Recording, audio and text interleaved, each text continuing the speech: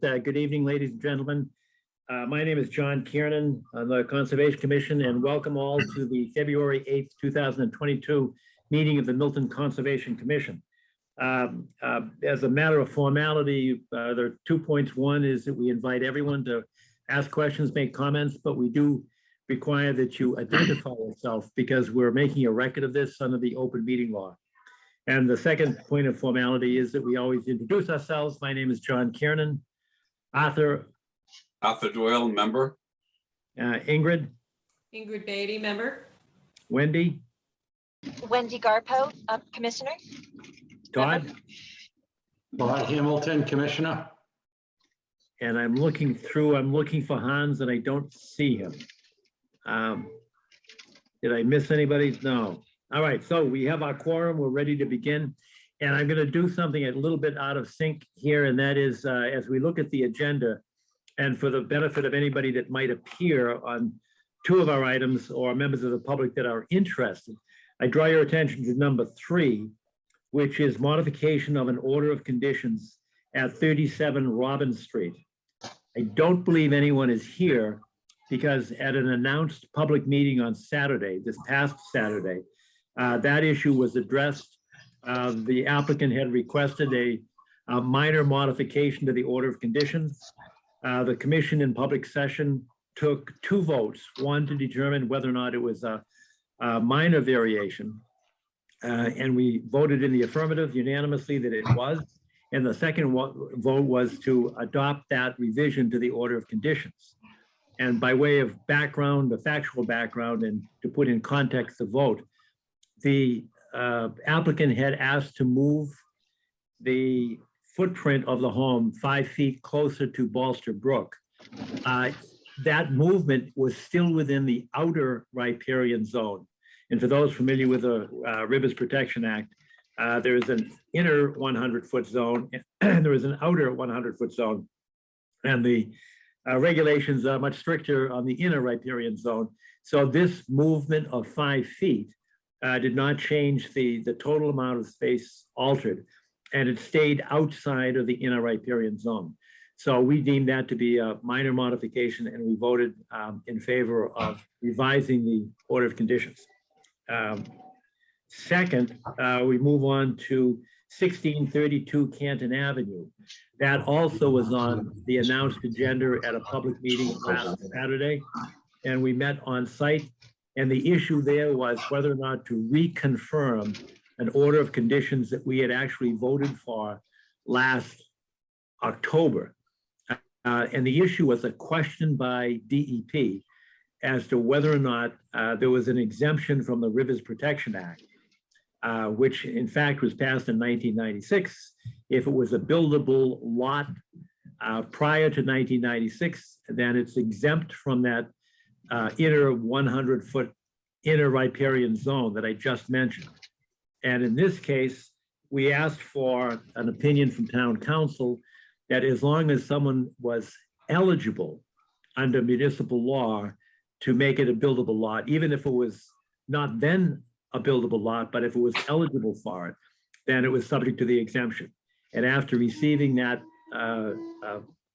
opinion from legal counsel, we considered it in public session, and we agreed to reconfirm the order of conditions, and we will so announce that to DEP. And they're very comfortable. They've already told us that they're comfortable with that as long as we're comfortable and made that vote that they qualify for the exemption. Those 2 items are therefore off the list. Let's go right back to the beginning. Number 1 is request for certificate of compliance at 1439 Brush Hill Road. I don't know if Arthur or Susan Murphy is here. I see Jim Burke here, and I'm not sure who's presenting. Jim Burke, are you alive and well? Some would say so.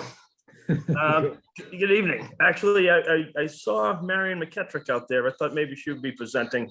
She's representing the Murphys as well. All right, sorry, Marion. I didn't mean to upstage you there. You guys decide. Well, Yeah, go ahead. Go ahead, Either Mary. way is fine, Jim. If you would like to, I usually consider most of the responsibility on preparing the as-built plan is, of course, the engineer's responsibility. So we're returning to you now after having done the work that the Conservation Commission approved, and Jim has prepared the as-built plan. So I think perhaps he might have more to say about it than me, but I'm here if you need me for any reason. Great, thank you very much, Marion. Jim, can you explain the deviations on the as-built plan? Sure. Just like I said, Jim Burke with DeSalle Burke Sala offices in Quincy, civil engineer, prepared the plan for an as-built driveway. The driveway, we got an order of conditions to kind of remove and replace the pavement. We've done that.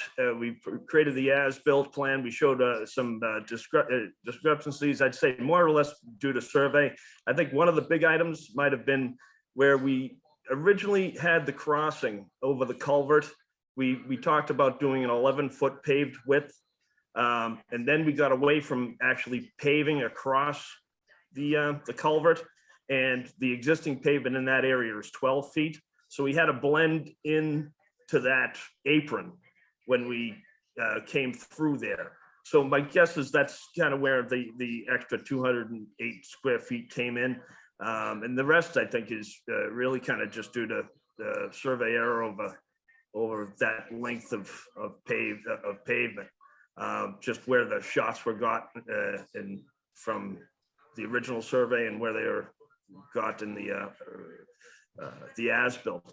But in the end, we're showing a net reduction in the impervious area, and I still think it's in substantial conformance with the approved plan.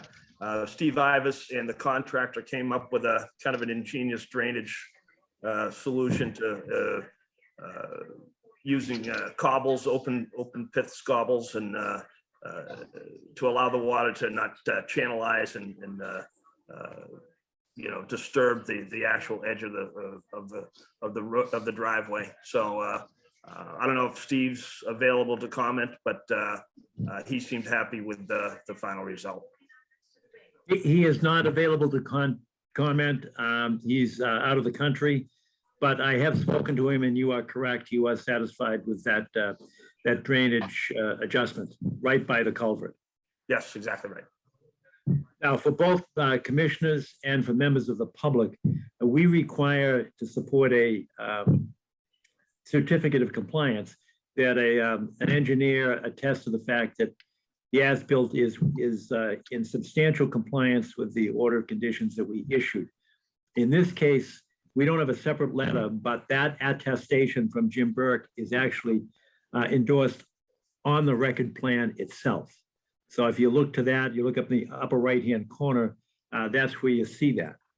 But I would ask, Jim, that you go back and using your plan again, the notes at the bottom of the plan, center bottom, you actually give the 25-foot wetland buffer resource area calculations and then the 100-foot wetland buffer resource calculations.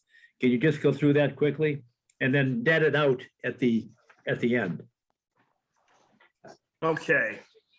So in the notes, we're showing the previous existing driveway within the 25-foot buffer of 2,831 square feet of existing driveway.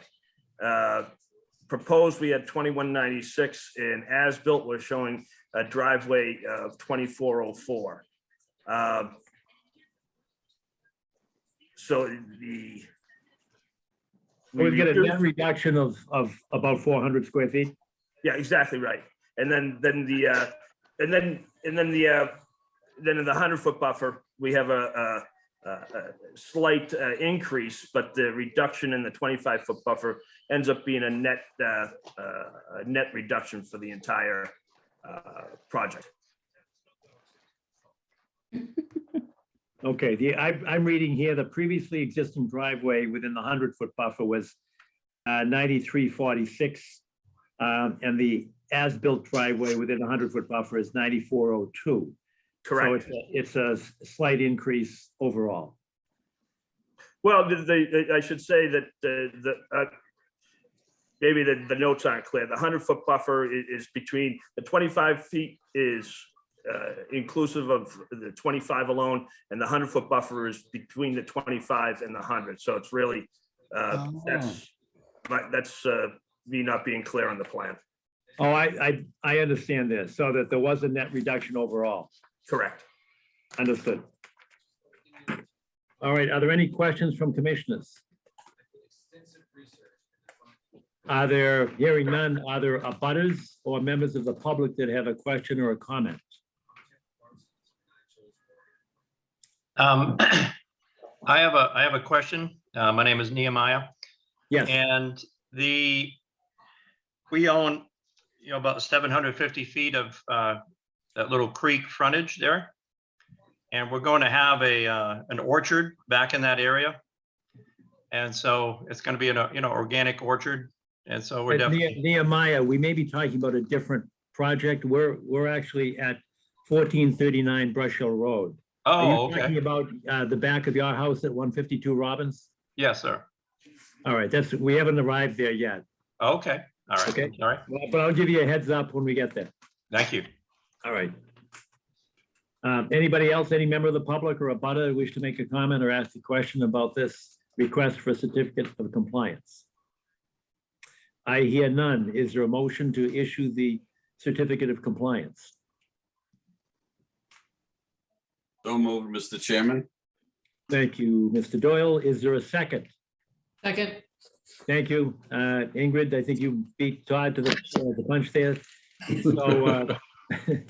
So there's been a motion to issue the certificate of compliance. It's been seconded. Is there any discussion? Hearing none, all in favor say aye. Aye. Let me back up. We Roll should call. do a roll call vote. So Mr. Doyle, how do you vote, sir? Yes. Ingrid Beatty, how do you vote? Yes. And Todd Hamilton? Yes. Wendy Gapo? Yes. And Sean Kieran votes aye as well. It's unanimous. Thank you very much, Mr. Burke. Nice seeing you again. Take All care. right, good to see you. Bye-bye. Thanks. Next on the agenda is number 2, request for certificate of compliance at 1424, 1426, 1452 Canton Avenue, which is the Eustis Estate. And I saw Dylan Lammers. Are you presenting tonight or someone else? Hey there. Yeah, I'm on the call. Was not planning on presenting anything. One of my coworkers, Stephen Garvin, I believe, is also on the call. I think we're just supposed to be on the call if any questions arose or anything like that. All right, and to give both commissioners and members of the public some context for this. This is, sorry, can you hear me? I'm sorry to interrupt you, Chair. Yes. My name is Stephen Garvin, a professional engineer from Samuels Consultants. There was a issue with my camera as I was getting online. We are here for any questions or comments. As you know, we've submitted a request and an as-built, and we believe there's probably another planting season needed to go through growing season for the plants in the rain garden itself. Everything else is within regulation, but I'd be happy to answer any questions or anything to that matter. Thank you very much. And for the benefit of both the commissioners and members of the public, this is the end of a project, or the almost end of a project that was permitted by the Conservation Commission. And part of the project was to include plantings of new trees and bushes and shrubs. And under the state standards, we typically, and the regulations require, that we measure the survivability. I'm sorry about that echo. I'm not sure where that's coming from. In any event, these plantings at the Eustis Estate, we have photographs of them. Steve Ivas, I believe, has inspected the site, and it was Steve's recommendation that we wait for the 2 growing seasons. The most recent plantings were done at the end of the fall growing season in 2021. So I think that this application will be appropriate and ripe next, well, almost a year from now at the end of the growing season, perhaps next November, which will allow us to stay in conformance with the state standards for measuring 2 growing seasons to ensure the, I think it's what, 75%? Steve, you would know that. I think it's the 75% survivability rate. All right, are there any questions from commissioners? Are there any abutters or members of the public that would like to ask a question or make a comment? Hearing none, then with the assent of the applicant, we will continue this until the end of the next growing season so that we're in compliance with the DEP regulations. Thank you very much, Sharon. Thank you very much, Steve, and thank you, Dylan, as well. Okay, next on the agenda 3, we've already addressed. Number 4 is now 65 School Street. And I'm not sure who's Matt McCarthy. You're there present. I'm here. I don't believe my engineer is on tonight. I didn't think he would be needed. I could probably answer if there's any more questions or anything like that. But I think it was just because that storm got our site visit canceled with all the snow that weekend. Yes. We had 2 we canceled one and then we set it up for the next weekend. We ran out of time and we lost a quorum, but I did stop by 65 School Street, and I did had an opportunity to see the stumps basically along the border with School Street there. Yeah, I think it was, I went back with my engineer too and looked at some of the site pictures before. I think it was 5 pines, 2 maples, 2 oaks. One of the oaks was the one that was in bad condition with the vines all the way up it, eating away at it. Just to give you an idea too, because I went back and looked after we had our meeting to confirm the numbers as well. All right, what I suggest that we do is we reschedule another site visit at a time when we can see the grounds. And just for the commissioner's benefits and the public benefit, you can see the stumps. Yeah, I didn't touch any of the stumps. That was the plan for later on. But I think that it would be appropriate for the commissioners to see it. And the reason is twofold. One, it's a good idea anyway. But number 2, we are trying to implement a new regulation in terms of replacing the trees that you took down. And what we've done is come up with a regulation proposal that measures the circumference of the tree at breast height. And the stumps are clearly not there. So we now have to come up with a mechanism where we relate or create a ratio between I always call it DBH, which is diameter at breast height, as opposed to CBH, which would be circumference at breast height. We've got to figure out some scientific formula to relate that, because the stumps are probably 12 inches high or something like that. Yeah, some few are higher than others. To give you an idea too, I started the landscaping plan, and I'll be upwards of 35 trees going back onto the property between American dogwood, I believe is the native one, arborvitaes, and additional bushes and stuff like that around the front to be determined. I haven't decided what they would be yet, because it's hard to judge without the house there. All right, that would be very helpful. So what I suggest is that we do a site walk at a time when the weather allows us to see the rest of the property. And also, if you work on that landscaping plan, and now we did change the regulations, Matt, but in the old days, we used a 3-to-1 ratio. If you take down a tree, you'd have to replace it with 3 trees. But it sounds like you've got, you've got a plan that's going to be sufficient for this. I think because line the border. I plan on lining the borders with arborvitaes along with the neighbors in the back that had some existing to help out with what he had not had, because it was the old property. And then my wife wanted some colorful, dogwoods and things like that. So I counted roughly probably 30 to 35 trees minus bushes that will be added as well. So it's going to be well past that 3 times. All right. Well, again, we have changed the regulation now. I use the term loosely because it actually has to be approved by the select board before it becomes an official regulation. But our standard has now changed to the circumference at breast height. So it's not exactly 3 to 1 anymore. It depends on how big the tree is. Okay. But if you've got that in kind of the back of your mind and get us a landscaping plan, we can try to speed up the process. So you I was don't hoping to have it wait this a week month. for you. Yeah, I mean, is there a way, I don't know how, having this be my first time, is there a way when like the site visit and then do I have to wait again to come back for a vote? The only reason I ask is I'm kind of financially on a time crunch to have this house built by a certain end date if it's approved. So I'm just trying to get things rolling in that process, as a permit is basically just pending this from the building department as well. The simple answer is yes, there is a way to do it because our site visits are announced as public meetings and we put it on the agenda, it's announced, so therefore we have the right and sometimes the obligation to vote at the site level. So that can be done, but we would have to have everything in place. And right now we're missing some data. And part of the data that we're missing is the size of those stumps. Okay.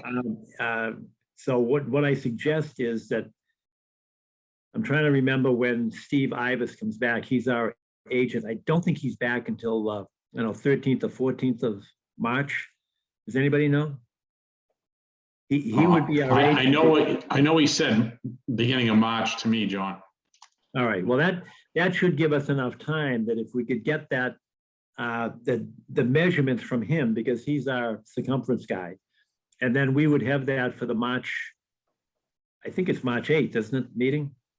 If he's back by that time, but I'm just not exactly sure when he's going to come back.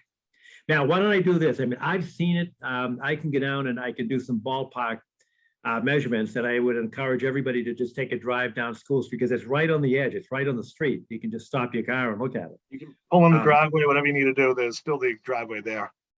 Okay. Yeah, I was going to say, even if there was something, I know, to get the measurements where we could do something, pending the amount of trees to be put back, if that's the situation, you know what I mean? I'm happy to do as much landscaping as we need to on my end.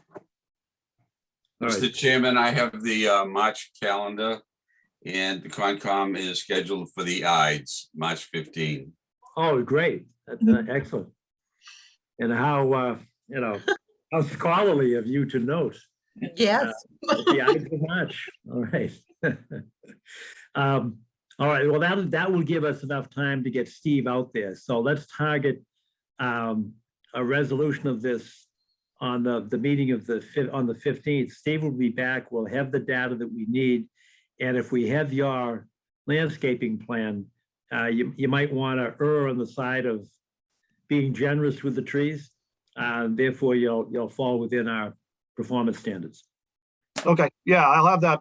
I think I was hoping to have it for you guys by this morning to be able to send it in, but he didn't get back to me finalized in time. So I think I would have it by the end of the week with a little pressure on him. So. All right, fair enough. Are there any, well, first of all, questions or comments from commissioners? Are there abutters or members of the public that want to be heard, would like to ask a question or make a comment? Hearing none, then with the assent of the applicant, we'll continue this until March 15th, next public meeting. And in the interim, if you have any questions, Matt, you can reach out to me. I think you've got my email address. Yep. And I only say that because I think our administrative agent, Kathy Bowen, is not in the office on a regular basis now, and Steve Ivas is traveling. So you don't be shy about contacting me if you have a question. Okay, appreciate it. All right. Thank you very much, Ben. Thank you. Have a good night. You too. Next on the agenda is 582 Blue Hill Avenue.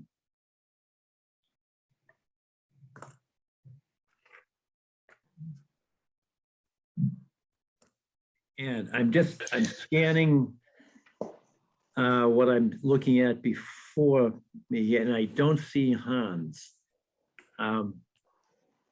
I Want me did to give him a call him. call? Yeah, if you would, Arthur, that would be great, because I know he had some questions, and for the public's benefit, we did do a site walk on last Saturday, and there were probably, I don't know, 25 or so members of the public who accompanied us on the walk. Is very helpful to me, certainly, and I think other members of the commission that were there, to see in person the location of where the buildings are going to be, and where the water detention system is, where the discharge is going to be. And I know there were a number of questions that were asked, some of them by Hans, by the way. That's why I was interested to see if he was able to make it tonight. But I think I've got most of the questions here. Probably the best way to begin is Phil. And again, I don't mean to suggest who should make the presentation, but I'm scanning this. I can't tell if Phil is here or not. Phil Cordero? I'm here, Mr. Chairman. Oh, there I'm you here. are. Okay. I'm gotcha. somewhere on one of the little boxes on your The little screen. boxes, right. Yes. And you were listening intently to some of Hans's questions, and maybe you can tick them off. And if you forget one or I forget one, then we'll remind each other. Sure. So I'm happy to do it, Mr. Chairman. I'm happy to take the lead and sort of start fielding the questions, maybe set out a loose agenda, not only defined from our previous meeting, but also supplemented with our site walk that we held on Saturday. I do have other members of our team present, certainly our legal representative who was present on site, as well as the owners, should conversations come up in that regard. Just a loose agenda, what I think I'd like to talk about, or propose that we talk about to this evening, and then we can certainly open it up to your commission's questions, and then ultimately the abutters. When we last met back in January, I know we spoke at a reasonable length about technical peer review for the project, and we, through request of us, through Mr. Zawinski in the Planning and Development Office, we have in attendance with us Mr. Sean Reardon from Tetra Tech. And we requested that he join us here this evening. He is representing the town. He does not work for us. And we thought it was a good opportunity that, should the commission ask any questions or like a Reader's Digest version of the technical matters that were reviewed through the zoning board, we thought it might be helpful to you.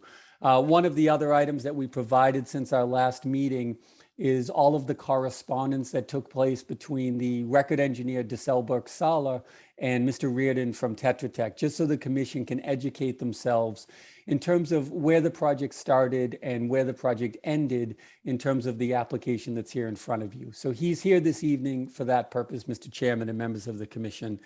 We can get to him obviously at your discretion if you'll allow it. When we also left our meeting back in January, Commissioner Ingrid had raised some questions, and I think echoed by Mr. Chairman. You had asked me matter-of-factly, would our water quality treatment devices provide any treatment relative to snow melt and de-icing chemicals? And I had affirmed that I wasn't certain what level of treatment they could provide, and I would get back to you with some additional information. So we have researched that.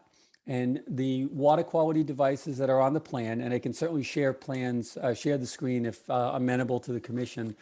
But the water quality units that are shown on the proposed documents are Context CDS water quality units. They provide and account for suspended solids removal, which is required under the stormwater standards. They do not, however, provide for any treatment of de-icing chemicals. Any de-icing chemicals are soluble liquids, and those require filtration mechanisms to really handle those. Certainly any sanding that is performed on the site, the treatment devices handle the sanding accordingly as they're required to do. The catch basins provide settlement, and the water quality devices provide enhanced separation of that. So we can attack the sanding approach, but any de-icing chemicals, i.e. rock salt, sodium chloride, calcium chloride, those devices do not handle that. The best advice that DEP can give designers such as ourselves is maintaining as much distance as we can from outfall areas to allow the natural vegetation to filter out removal of any accumulated calciums, chloride, sodium, et cetera. And their recommendation is 50 feet. And that's in their snow policy that they issued, I think, late 2020. And I'll remind the commission, in terms of our outfalls that we have on the basin, we're approximately 50 feet from the delineated edge of the wetlands, the resource area, which is the intermittent stream on the southeast side. And we have the riprap dissipator to handle some velocity. So I'm happy to field questions on that matter a little bit further here this evening. The other question that came into play Saturday through one of the commissioners, raised to one of the abutters, is the frequency of use of the spillway from the stormwater basin, which is most near the intermittent stream. And again, I didn't have those numbers with me handily, and it was awfully cold to flip through the book, but I've successfully done that now. And what I would affirm for the commission is our spillway elevation, to get mathematical, is at elevation 94. Our highest elevation that we obtain in the pond under the 100-year storm event is 93.59. So there is no discharge through the spillway during the 2, 10, 25, or 100-year event. It's truly relegated to an emergency spillway condition. So all of the flow out of the stormwater basin is through our flared end section with the riprap dissipator that we alluded to out in the field. Hey, Phil, can I ask a question right there on Sure. your calculations? Sure. Does that assume that, let's say, the 100-year storm, does that assume that your detention basin is filled or empty or somewhere in between? The maximum elevation assumes the basin is empty and then receives the full breadth of a 100-year discharge through the closed drainage network and fills the pond. And that fills to the elevation of 93.59. All right. So if it were not empty, it would spill.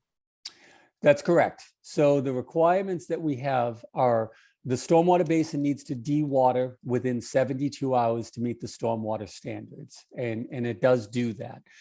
The idea of the design is to make sure that there's additional capacity built in above the maximum water elevation to the berm crest of the basin. It's denoted as freeboard, to provide additional storage to protect against the situation that you're describing, Mr. Chairman, which is a sudden influx of back-to-back storms that would trigger the use of that spillway.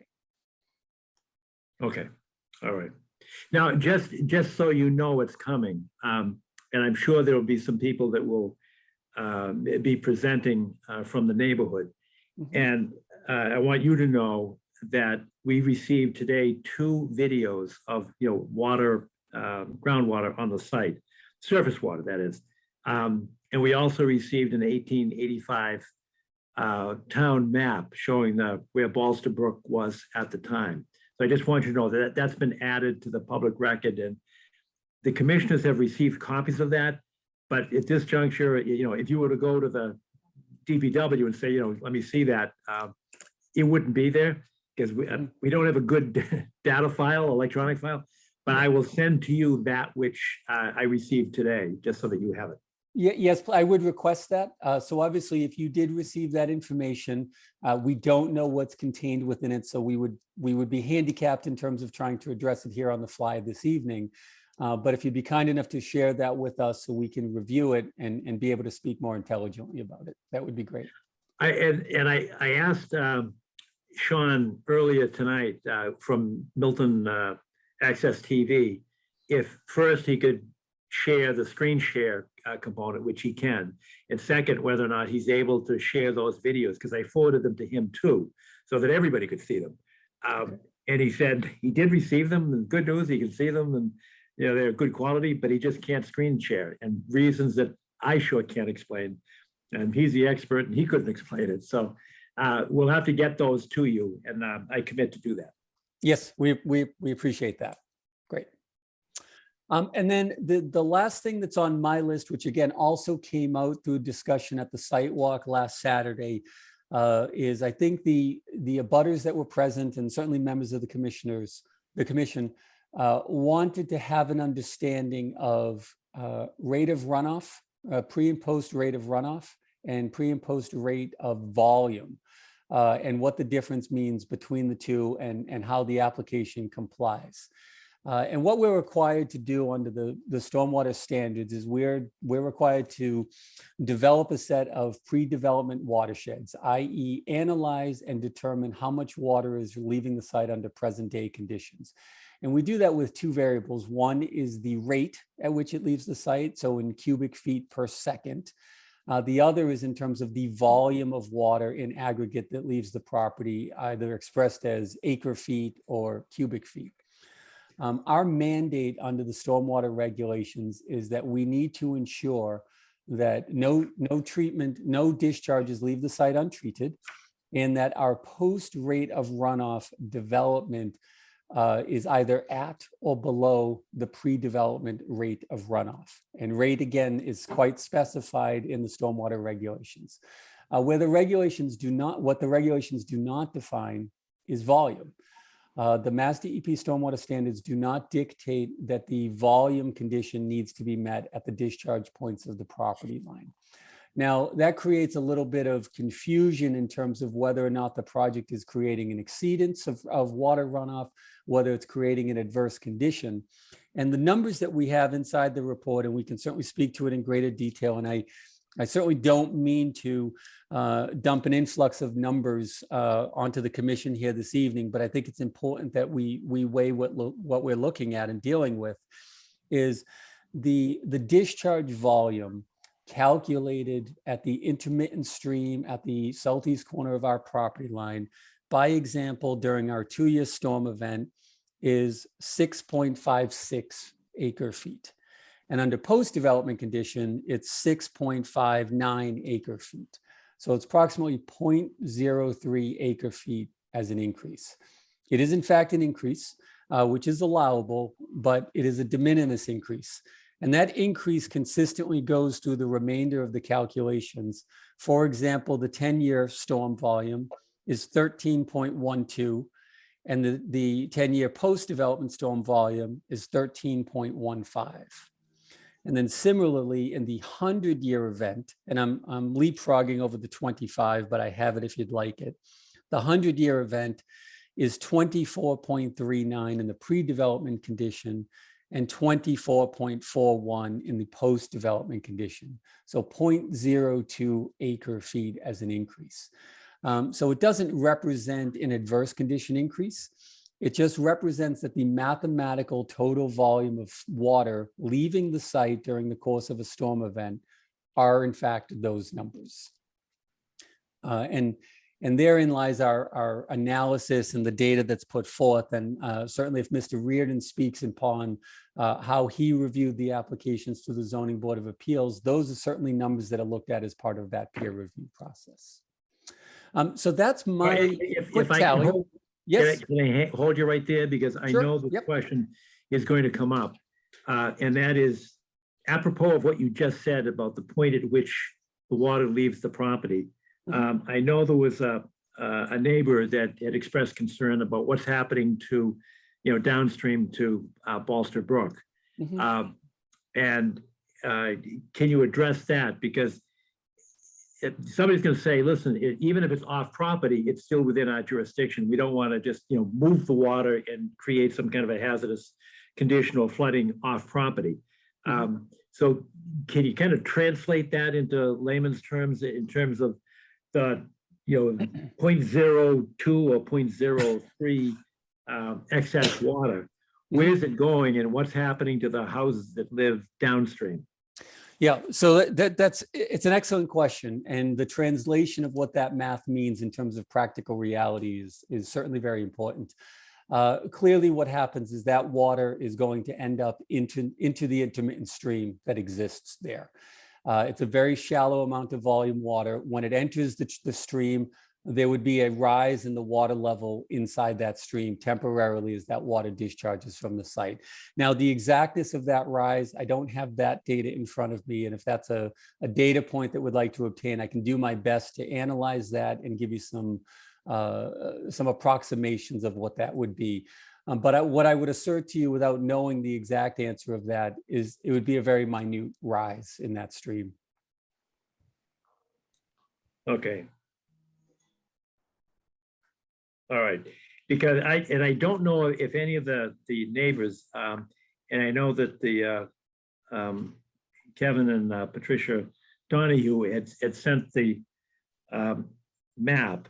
And to be honest with you, I can't remember who sent the videos. Mhm. But when we watched the videos, or when I watched the videos, it's a lot of water. And I actually don't know, there's not like a screenshot that shows you where it is. I believe it's on the property, but that's just by representation. I can't place it on the property. And I hope that somebody could screen share that video tonight. Because even if Sean at Milton Access TV can't do it, somebody else might be able to do it, because we're going to be able to spread around the screen sharing. But that would be something that'll come up, and I'll circle back with you and ask kind of the same question as to whether or not that's something that fits within your calculations. Sure. Certainly give us the opportunity to review the materials that you've seen. And if we can weigh in on it, we'd certainly do that. Thanks, Phil. Sure, certainly. So that's my agenda, Mr. Chairman. I mean, those were our takeaway points from the last meeting, and some quick summary notes that I have from our site walk.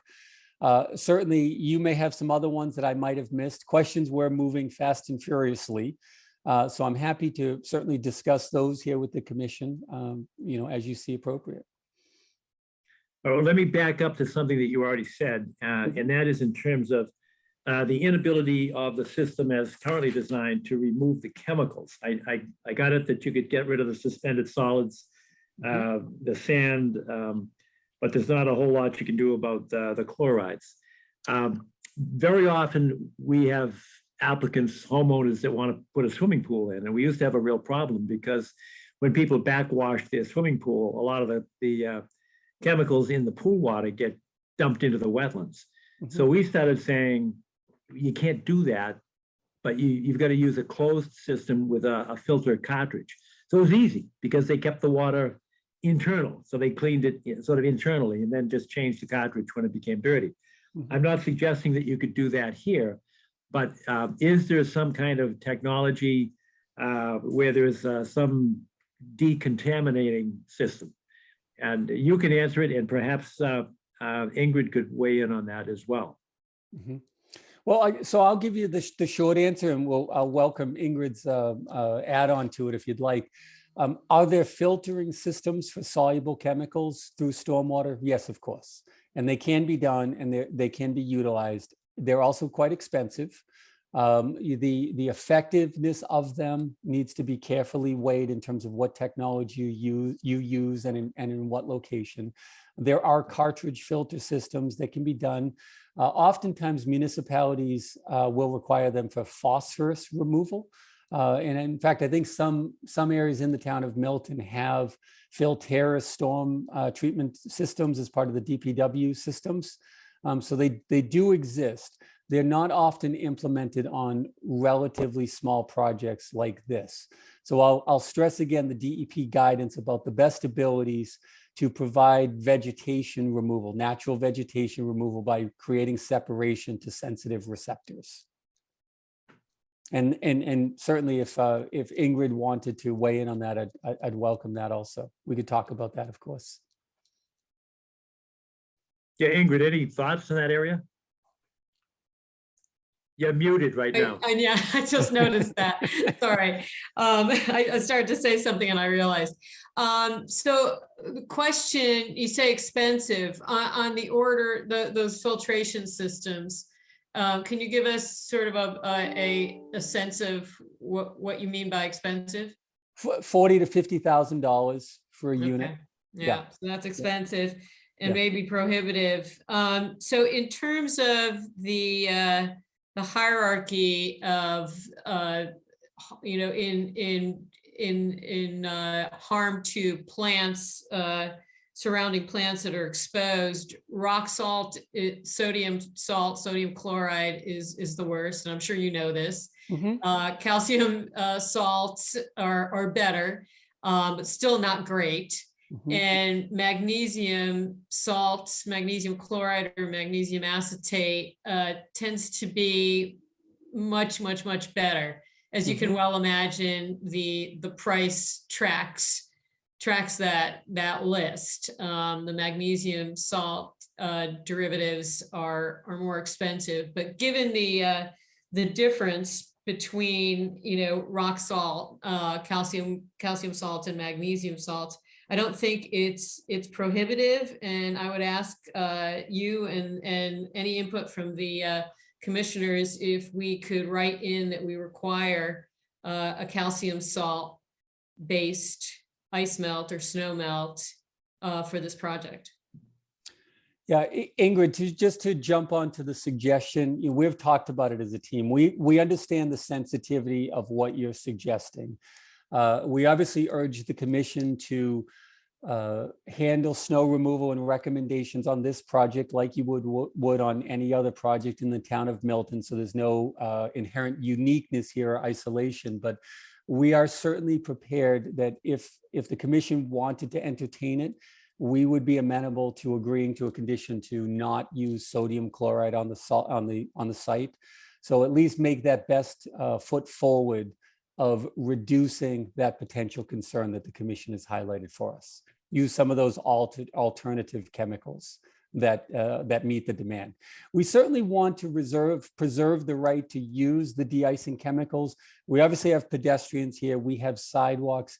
It's very important that we not be relegated to sand only, of course, because we feel that at that point it's a liability issue. Understood. The magnesium salt products work as well, if not better, than sodium chloride or calcium chloride. So I am a strong advocate for that line of product. Can I go back and re-ask a question? You were talking about the expense of a chemical system, that is a chemical removal system. And you said it's $40,000 to $50,000 per what? I'm sorry, Mr. Chairman, per unit. So just prior to any of our structural stormwater elements, we have a water quality treatment device. So in this case, we have, just looking quickly at the plans, 1, 2, 3, we have 3 units, 3 CDS treatment units. So in order to meet that demand, if you will, we would have to upgrade all 3 of those to the tune of $40,000 to $50,000 a piece. Understood. Is there a maintenance cost that goes along with that? There's an annual maintenance, as anything that has cartridges or filter media with it, then we need to maintain that each year. They need to come out, the filters need to be backwashed and or replaced each year. I don't know what the ongoing cost of that is. I just know what the buy-in cost is. Understood. Mm-hmm. But I think, John, they should be in there. Yeah, I got you. I mean, Otherwise, we were dumping chemicals. it's not the commission's fault that they decided to use that site and it's running all downstream. Yeah. Well, let me ask a related question, because I had another question on my list and it had to do with the location of the snow storage. And you were kind enough and astute enough to say here, there, and you pointed out the areas very effectively, for which I thank you. When I went back to your proposal, you indicated that those are going to be pervious sites. And I'm trying to figure out, what are you putting the snow on? Landscape beds. So curbed landscape beds, greenscape areas. Okay. Mm-hmm. All right, understood. Thank you. Certainly. Wendy, did you have any thoughts on the chemical, use of de-icers? And I have to agree with Todd. I would be curious though to know about the maintenance, the ongoing maintenance cost, and I'd also like to make sure that, sorry, my cat is right in my face. I also like to make sure that that's written into the operation and maintenance for those units is written into our conditions. all right, and talking about the O&M plan, there was another aspect of that I think that came up. Do we have all the details on the access to those Caltech chambers, that the water detention chambers that you've got designed. Say, somebody had asked a question, I don't know if it was Hans or not, but do we have all the details on how you access those chambers for maintenance? You should. The plans depict inspection and access ports for the chamber systems, and those allow for visual review and also jet washing and vacuuming as needed. And in the operation and maintenance report, it includes language regarding the specific handling of those devices. So we certainly believe you do, and we're happy to expand upon it and discuss it if you'd like. Yeah. But before we move off of it, Mr. Chairman, I certainly understand the commissioner's points relative to why not go ahead and put the filtration systems in. Why not go ahead and put in the Cadillac, if you will. We do have to walk the line about economic feasibility here. We don't want to render the project uneconomical, nor again apply a different standard to this project than would be applied to other projects in town. And burdening it with that large increase in cost would be a substantial burden to this project without really having the statute necessary to warrant such a decision in terms of snow management or how we handle that water quality. I understand the economic feasibility criteria that are utilized by the ZBA in approving or disapproving a 40B project. Mm-hmm. But I guess I've got two responses to that. Our criteria are a little bit different. Mm-hmm. I mean, our statutory mandate is to protect the resources. And I'm wondering, I can't even guess as to what the total cost of this project is, but I bet it's a lot. And if you're talking about 3 times $50,000, that's $150,000, which is a lot of money to me.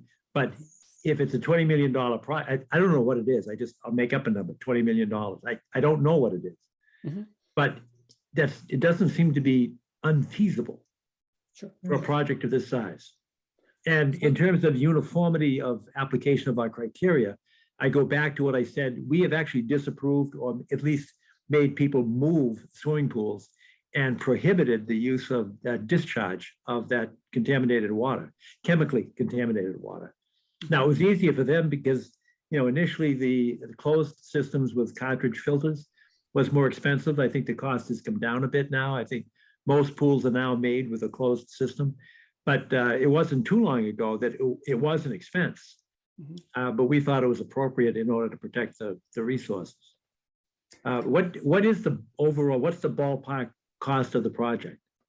I don't know that, Mr. Chairman, offhand, so I wouldn't want to project it and give you an incorrect number to that. I don't know if the owner is still on and he would wish to speak to that, but I don't know that. What I would assert, though, is if we take a pause for a moment and put the financial aspect aside, forgetting about what it could cost, what the potential is, we certainly want to make sure we're providing something to a standard. In absence of a written standard, it becomes a little subjective. So what I would offer up to the commission is, again, that recommendation that was put forth by Mass DEP, and I'm just looking to my left, excuse my rudeness, to confirm they wrote their memo with an effective date of December 11, 2020. And it provides guidance for designers for snow farms, residential projects, basically anything that has snow management. And I'd stress on that natural vegetation strip that they request. And let me just fast forward to it and I'll quote it for the benefit of the commission. It certainly put forth logical conclusions. Don't dump things into streams. Don't dump them into basins, the clearly logical ones. But, quote, wherever possible, maintain a 50-foot vegetated buffer between the disposal site and adjacent water bodies to filter pollutants from the meltwater. Those are the areas. That's what we're applying here in terms of asserting to you that what we do have is appropriate. And then we could layer in the additional protection of agreeing not to do the sodium, the NaCl that is of greatest concern to the commission. Well, I appreciate it and welcome your comments and what you were just reciting. Mm-hmm. But you said 50 feet. You're within 25 feet of a stream. That's exactly where the spillway ends. It's 25 feet to the inch, I think. No, sir, it's actually further away. We are respecting the 25-foot no disturb buffer here at an absolute minimum. There's a 25-foot no disturb. We're respecting that per the plans, and we're actually further away from that. With your permission, can I share my screen? Is that okay? Oh, that'd be perfect. That would, thank you, Just to Bill. reinforce that statement. Yes. And what I'll do is I just want to bring in, I'm just going to zoom right in that area, and I'll annotate through here that this is the no disturb line, the 25-foot no disturb line from the delineated portion of the stream bed, the intermittent stream. So here is your 25 feet through here. And then our discharge points are here, and then the emergency spillway is here. So we've increased, we have that separation, or we don't have exactly the 50 feet, Mr. Chairman. And obviously, if that were a sticking point of the discussion, I think we could accommodate the 50 feet. But certainly we're relying on the separation of the natural vegetation to do what DEP recommends we do with it. No, I appreciate seeing that, because I thought it was much closer than that. But I recognize and accept what you've just shown us. Thank you.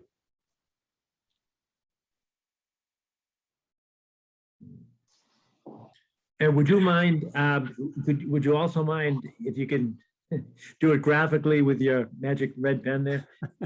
Go back and show, and I know you did this back in January, and you certainly showed us the location for the snow storage, but can you also indicate it right where you just were? Because I'm interested in the corner of that building, because we all saw the blue stake when we were standing outside in the cold. So you want the confirmation of the snow storage locations? Is that Yeah, the if you go ask? back to what you just showed us. Sure, Just go back to that same area. sure.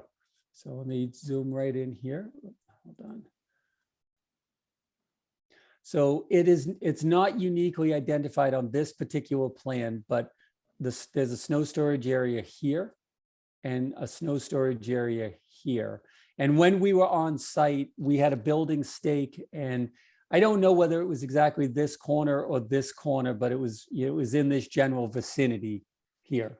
Those are the two closest snow storage areas we have to the stormwater basin and the resource area buffer. Understood. And thank you. That's exactly what I was looking for. Sure, happy to do it. All right. I know there was a question that Hans had about elevation changes. And I'm sorry he's not here to ask the question, because I think we were all standing together when he asked something about elevation changes, and it was we were standing near the vicinity of that stake when he asked it. Can you recall what the question was? So I think what he was asking, I don't think it was in this location. I do remember the question. I think it was when we were down in the stormwater basin area. You can course correct me if I'm wrong there, but I think he was asking what the modification would look like. And what I noted is, so I'll draw it here on this plan. This line is approximately elevation 96. This is elevation 98 approximately through here, those red lines. And then the bottom of our basin at the lowest point would be approximately elevation 90. So we would be carving out approximately 6 feet out of that area we were standing in the other day. And what that affords us to do is that creates the back end of the berm that impounds the stormwater basin. So we're essentially bringing the grade down on one side and using the natural grade to create the impoundment zone. And then we would artificially fill in to create the other side of the berm, the leading edge of it, as you can see by the yellow highlight. I think he was referring to what the grade differential was at the basin. Now, if I'm incorrect to that, the existing grade where we were standing by the building stake is approximately 110. And we are bringing the grade up to about 112 and a half, 113 in this general area. So plus 2 to 3 over existing grade there. And I think where he was going, without paraphrasing it or taking advantage, is I think the question was, how did these subsurface, excuse me, I just have to select my pens. These are our subsurface fields. And I think what he might have been trying to do if the question was here is connecting the dots to the separation of the groundwater table from those fields. And we certainly have that here. And I can get you the bottom elevations of those if you think that's what he might have been referring to. I think you are correct. I think that's what he's referring to. Okay. So All right, I'll so get, you could, yes. you could provide that data. Yes, of Yes. course. We have those numbers. I'll get the exactness of that for you. Sure. All right. Thank you. All right, commissioners, more questions, further questions? Yeah, I have a question, John. Yes, Can sir. we get the ground elevations from on the side of the building from the 112 down to the 112.8? Up in this far, up in the right corner, going back out to Blue Hill Ave where it says 112. In the parking lot area elevation. So are you, just to locate, are we Yes. referring to here? Yes, Okay. and then come back down around the corner. Go back down Okay. where the building corner goes 112.5, 113.5. Right at this corner right here, 113.5 to the 112. Is that what you're referring to, sir? Yeah, 112.5. Okay. And the question that I could answer for you is the existing grade there is this No, I line. wanted to know what the groundwater, existing groundwater from those elevations are. Sure. Okay. Let me just flip over to the plans and see if I can reconcile that for you. I don't have the exact location there, but let me see if I can get it off the test pits. Okay. Sure. I have, bear with me for just a moment. We have groundwater in that location 48 inches below existing grade, based on the nearest test pit that we have. So approximately 4 feet below How- existing grade. How close is the nearest test pit to that? Let me locate. I'm going to do some overlaps. I apologize for jumping around on you. Yeah, no, take your time, take your time. Sure. We have it. Need to just jump over to a different plan, just based on the way these ones were prepared. Is this test pit? The data that I'm reading to you is off of, excuse me, sir, I apologize. I gave you the wrong number, but the groundwater elevation off of test pit 1, which is adjacent to that old stone foundation that we saw, is approximately 50 inches down. I reported 48 by reading the wrong number, but it's 50 inches below this existing grade at 103.5. 103.5. Does anybody have a soil sheet on it? On the existing conditions plan, sir, we do include the soil profiling for all of those test pits. Yes, sir. Okay. Okay. Yep. So it's on sheet 2 of 11 of the materials that were provided. So the corner of the building, I'm just going to try to highlight it again, this is the 110 contour that I was highlighting on the other Yep. screen. So we're this distance away from it. We continue to go down slope, and the water table out of this test pit is minus 50 inches Mhm. From existing grade now. from existing grade now, sir. That's correct. Yep. Okay. Did that answer the question? Just to confirm I'm in the right ballpark with you? Yeah, so from the 112 to the 112.5, 13.5, you're between 40 and 50 inches then, right? Yes, On existing. on existing. Yes, sir. Okay. Yes, sir. And we also have, I guess if we pan ever slightly up, we also have a test pit number 2, which we have redox features in test pit 2, which is the establishment of seasonal high groundwater in this test pit, sir, which is actually a little bit closer at 69 inches. 69 inches. And what time Below- of year, was that done by modeling or was it done by seasonal? It's done by modeling. That's the standard by which we have to evaluate it. So it Yeah. takes the seasonality out of it. So it's not observed water, weeping water. It's the historically high definition of water, the rust color staining. On the side of the that bank, exists. yeah. Yeah, so, yeah.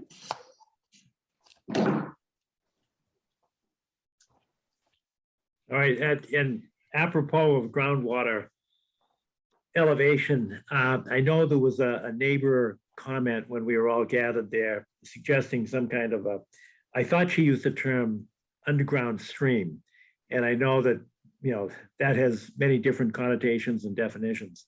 But can you address that? Because the thought was that there is an underground stream that comes through that generally, and I'm not sure where she was referring to, but she said it came through there and discharged somewhere. Are you aware of any such underground stream? I'm not, Mr. Chairman. I was not privy or present for that conversation. So I don't know what the neighbor may have been alluding to, the location, what she observed, or she or he observed. Okay. So I don't have enough data to comment on it. All right.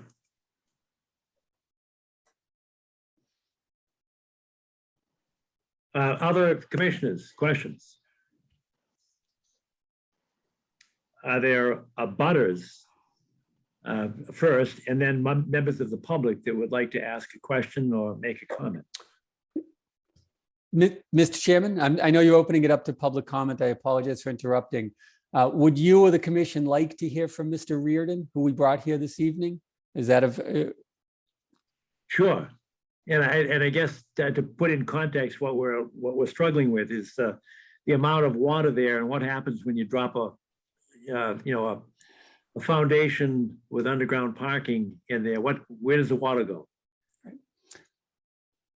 So Sean, if you wouldn't mind, if you're still on the call before the abutters weigh in, maybe they can be that makes granted sense. some Thank clarity. you.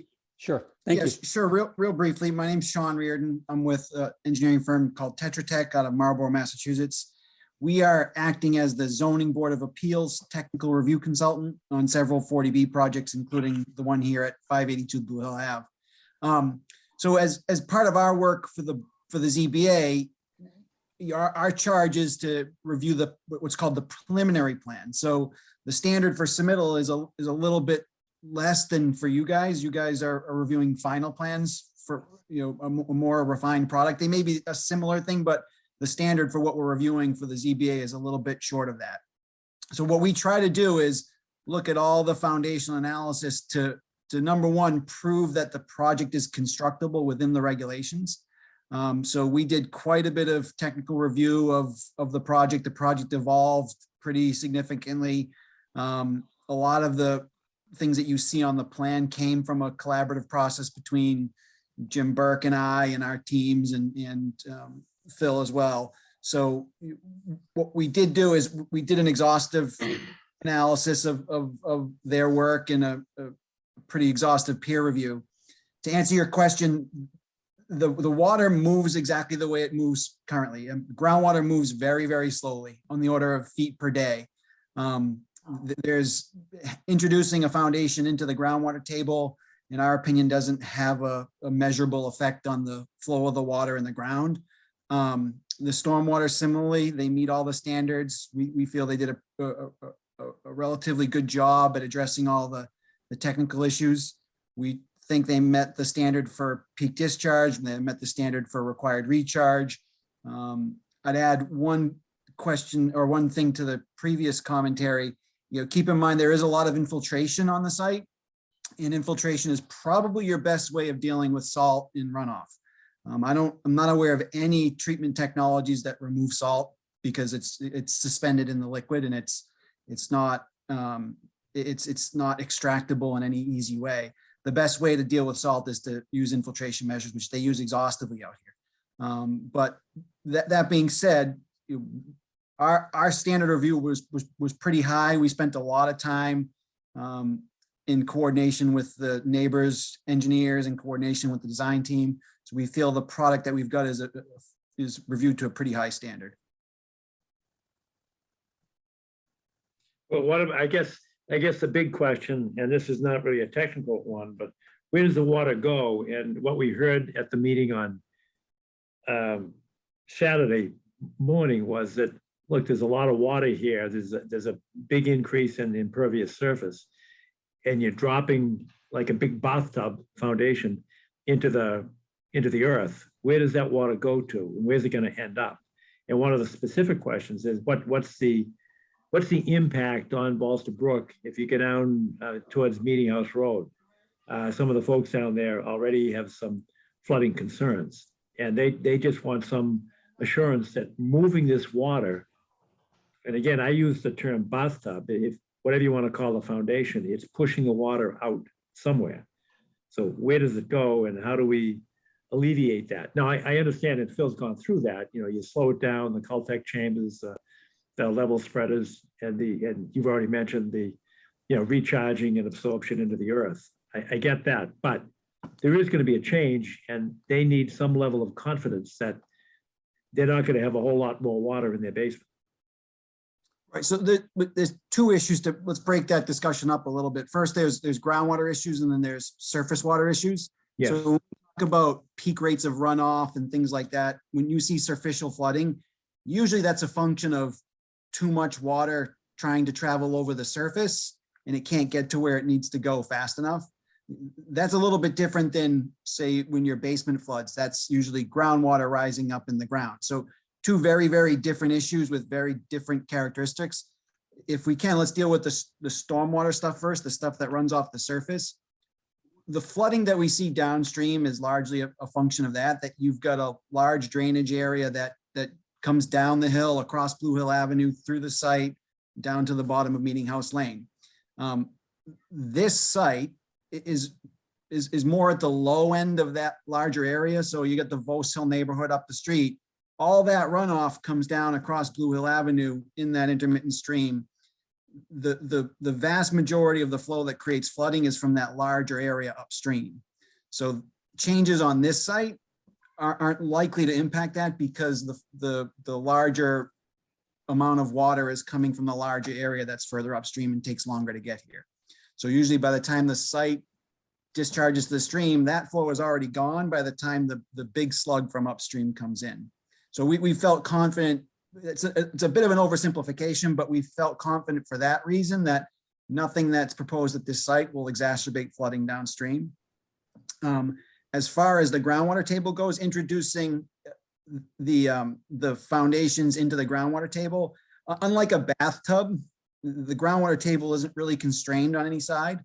So we wouldn't expect there to be any significant changes to the groundwater table by introducing a foundational element into it. Understood. Again, questions from commissioners? Hearing none. Are there others that wish to ask a question? John, Yes, sir. two points of follow-up. I think one of Hans' questions was the total slope from the building to the stream.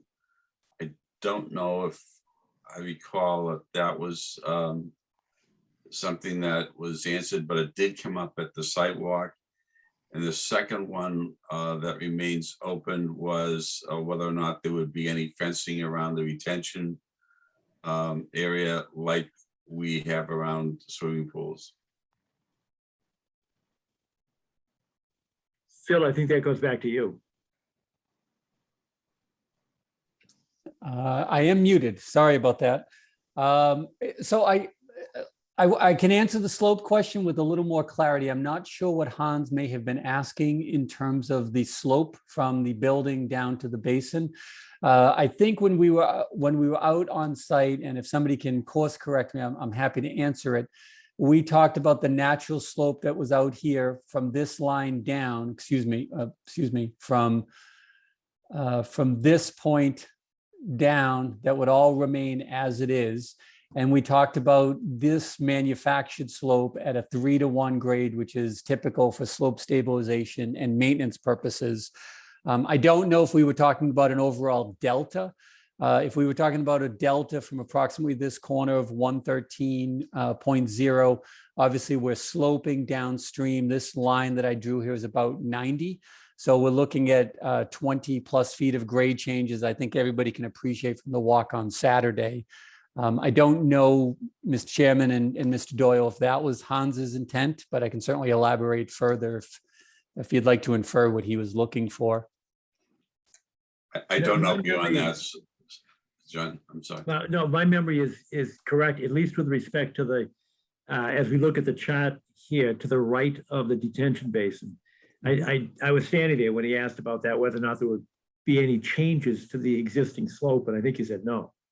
Right. Not beyond. So our limit of work, and I'm going to draw it in here, is around this pipe and for the purposes of the spillway. So anything to the right of here is all unaltered. It's unaltered. Okay. They had asked the question, I think it came up obviously when we were in the field about the fencing. I did misspeak in terms of the fencing that was on this plan, which was erosion fencing there up through here. There is no fencing around the basin as currently proposed. Arthur, is that a public safety motivated question? It may be beyond the jurisdiction of the commission, Mr. Chairman, but I just wanted to mention that the question was still open from the sidewalk. It had been asked. Why would it be beyond the jurisdiction? I mean, if you dig a hole in the ground, it has to be a safe one. Well, but John, Right. it's all sloped in 2-foot increments. It's not like a steep hill. Right. Yes, but if it fills with water, I mean, we have a swimming pool bylaw that says you've got to put a fence around it. I don't think a fence it's not a cost item. It's not a big deal, I don't think. No, but I mean, it's not even, you're only, at the most, you might be 3.5 feet of water at the highest point. Yes. But I'm just saying, no, I mean, anything's enough. I mean, you can drown in just about anything. Right. But yeah, I mean, if you want a fence, I understand. Does that also come under the jurisdiction of the building department? John? Yes. Yes, it definitely would, yes. That's why I was talking about jurisdiction. So I maybe think it's cross jurisdictional. so in discussing the fence, just to give some complexity in terms of why there's no fence here, the basin is not a permanent plume of water. As I alluded to earlier, it does have to drain within 72 hours to meet the stormwater standards. So we're not considering it the imminent hazard that you may be looking at it through. And it certainly doesn't rise to the standards of a pool that the building department would look at and require at least a 42-inch fence around. That's the delta between the pool and a temporary stormwater basin like this. And for what it's worth, this came up during the course of the ZBA discussion, and our preference was to not have a fence just because it maintains a naturalized environment. It doesn't prevent wildlife from accessing the inner areas of the pond, which function a lot like a wetland. So from our perspective, given that as a 3-to-1 slope, which is a traversable slope, you can mow it, you can walk it. It doesn't represent a significant enough risk to offset those other benefits. Thank you. Anything else, Arthur? Any other questions or thoughts? No, sir. Any other commissioners? All right, I think we're okay then moving to abutters and members of the public. Would anybody like to address the commission? Good evening. Go ahead. Stephen Howard. My wife and I, my family live at 13 Meeting House Lane, and if I can, I would like to share the video, which we were referring to earlier on. Oh, great. Thank you. So bear with me. I will share screen. So can you see the screen? Yes. Okay, good. I would just like to point that to the left side here. That's the property of the Donahues on the other side of our fence. And that is also where there is a intake at the bottom of the intermittent stream that carries the water down to the brook. So what you have to remember is that any of the water that you see is actually water which is not which does not go down that intake. It's an overflow. So no matter how little, that increase in overflow we were talking about earlier on is relative to the total, you have to remember that even a single cubic foot of water and that would be added would go down through our properties.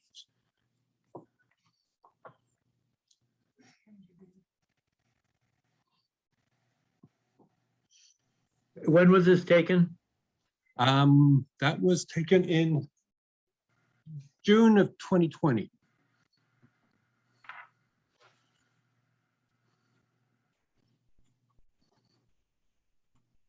Happy to replay it just one more time because it's a short video. And Now, what are we looking at now? that is our backyard. And the yard is actually,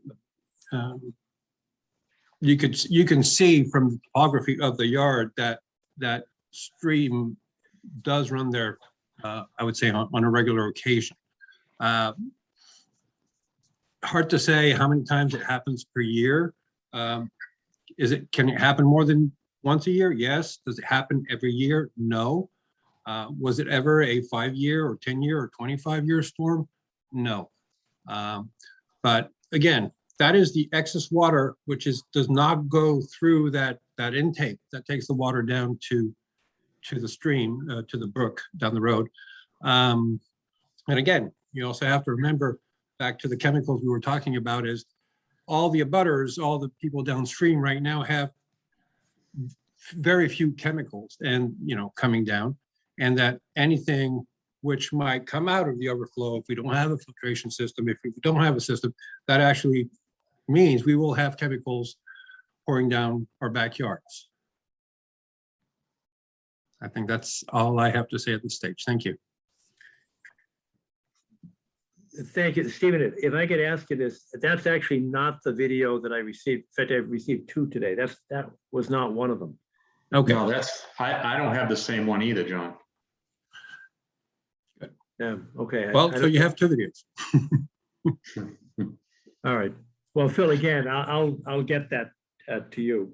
Yes, please. Mr. Chairman, just very, very quickly, again, having just seen that video for the first time and just very quickly pulling a date on it, I'm just looking at the National Weather Service back in June of 2020. I see that there was 4.75 inches of water reported around the time of that video. So we're talking about a significant amount of water there. Yeah, looked it. Yeah. That happens. It does. All right. Hey, and I don't know if the Donahues are participating tonight. Yes, we are. Do you have I know you sent the map, but I'm at a loss because I did not receive the videos directly. They came to me through the DPW. We did not send the videos. I know Mr. Howard did, and I think another person did. It's the But we Gallagher's. can, It's the we Gallagher's can video. attest that Yeah. we can attest to the fact that that is not just 100-year storm. That was maybe greater than many of them, but there is significant flooding and runoff that does not go through that little tube or whatever you want to call it in the back that floods the backyards every year. So any pollutants or runoff or salt, you're just going to contaminate all the backyards of everybody that lives down here. Do you know if you mentioned it as a tube or a pipe that the water does not enter? Do you know if that is blocked or crushed or? No, broken? there is a grate in front of it, and the town intermittently comes and cleans it out, and they do a great job. They're here almost every storm, and in between they, take the leaves and everything away from it. But, and that stream is not an intermittent stream. It runs all the time. Granted, in the summer, it's a little bit less. In the spring, it's a little bit more, but it's never dry. So they keep referring to it as an intermittent stream. It's never dry. We've, Understood. and the people at the end of the street, the Gallaghers, and between the Howards and the Gallaghers, there are 2 or 3 segments of fence that have been replaced many times over the years because of the flooding. They've actually put chain link fence there just to let the water keep rushing down. So, you know, concern is real, and it is affecting a large portion of the neighborhood. And the one other thing I just want to throw in at the time, surface area, that you've now paved a significant more of this development with parking lot. You know, that's, I know that's surface water too. You've stopped, you know, the normal sucking up of the water by the grass, by all the parking spaces that are up there. Right, and I do appreciate that, because if I just go back to my cheat sheet here, there are 77 cars in the parking garage and 53 on the outside parking. Is that correct?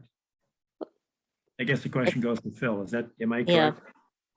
Oh, yes, we have 53 outdoor spaces and then 77 garage spaces. Yes. Okay. So All you've right. now put a whole new area of water that cannot get into the dirt. It's all parking now. It's asphalt, paved surface.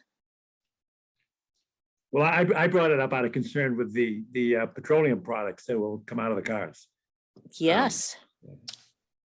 All right. All right, anything else, Mrs. Donahue?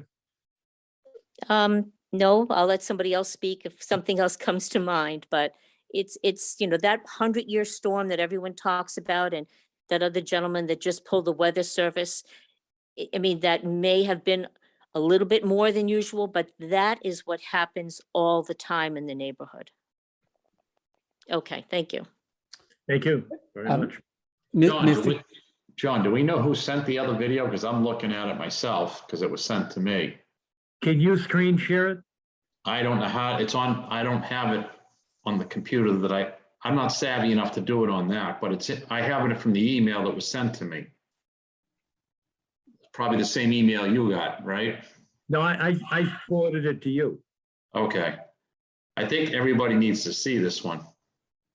Can I, this is Amy McGrath. I'm virtually positive it's Rose and John Gallagher. I see Rose, but she's on her iPhone, so she probably doesn't have the ability to do that, but they're the ones at the bottom of Meeting House. And I know there's a number of videos that we showed and they showed and shared during the ZBA process that are all up on the ZBA website. All right, so what, do you know what we received today? We received 2 of them. And it was conveyed to me through the DPW, and then I sent it to the commissioners.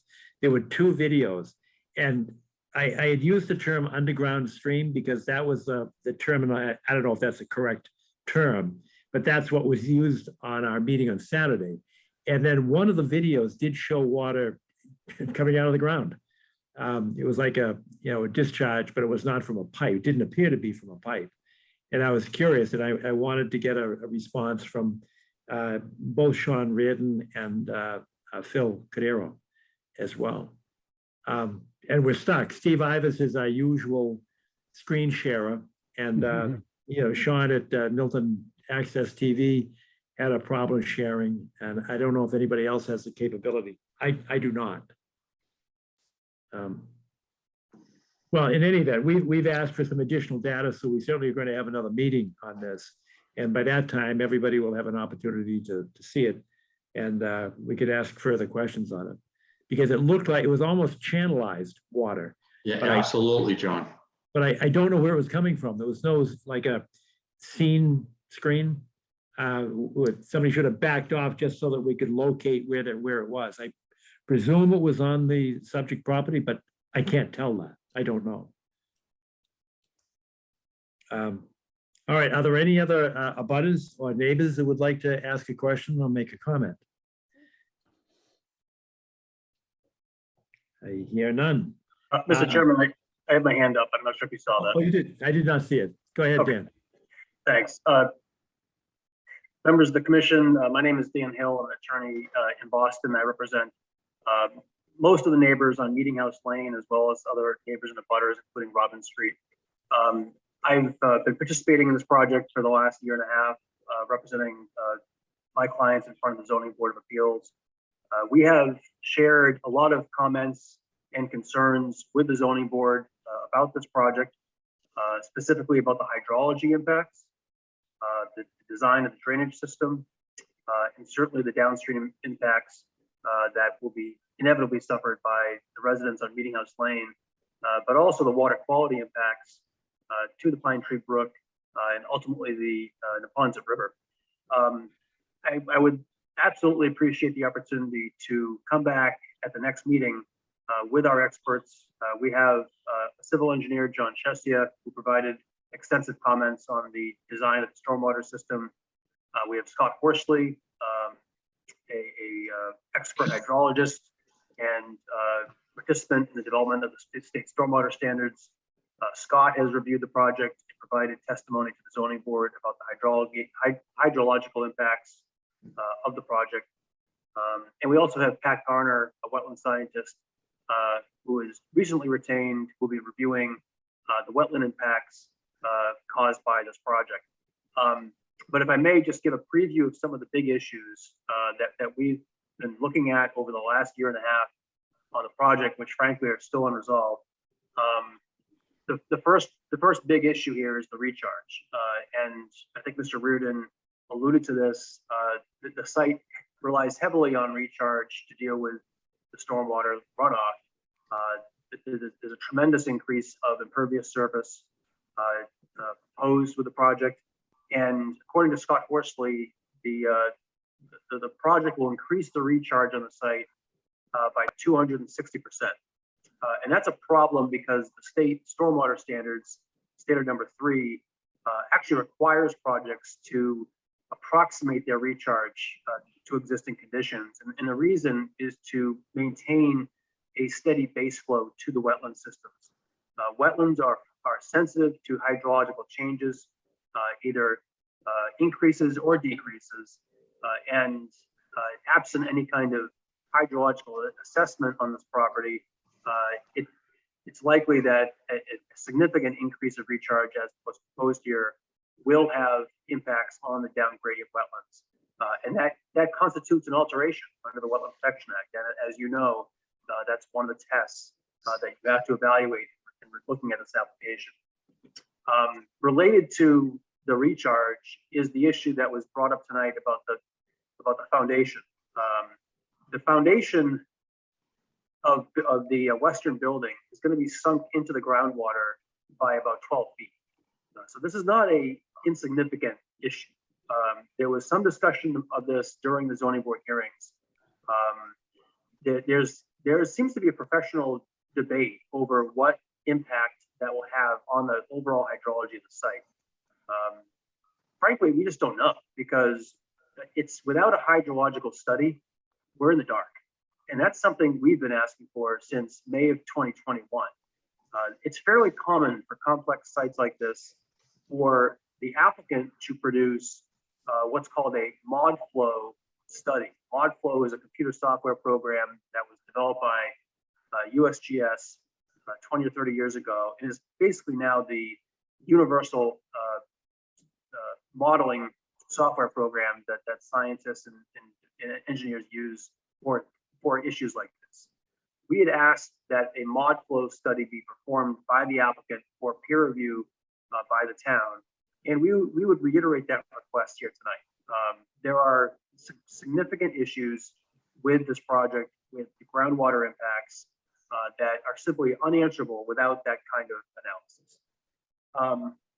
Related to the groundwater elevation increases is the mounding analysis. And I'm sure the commissioners are experienced in this issue, since it comes up a lot in stormwater reviews. The developer did do a mounding analysis, but like every modeling exercise, it's only as good as the inputs that are put into the system. The inputs here were flawed.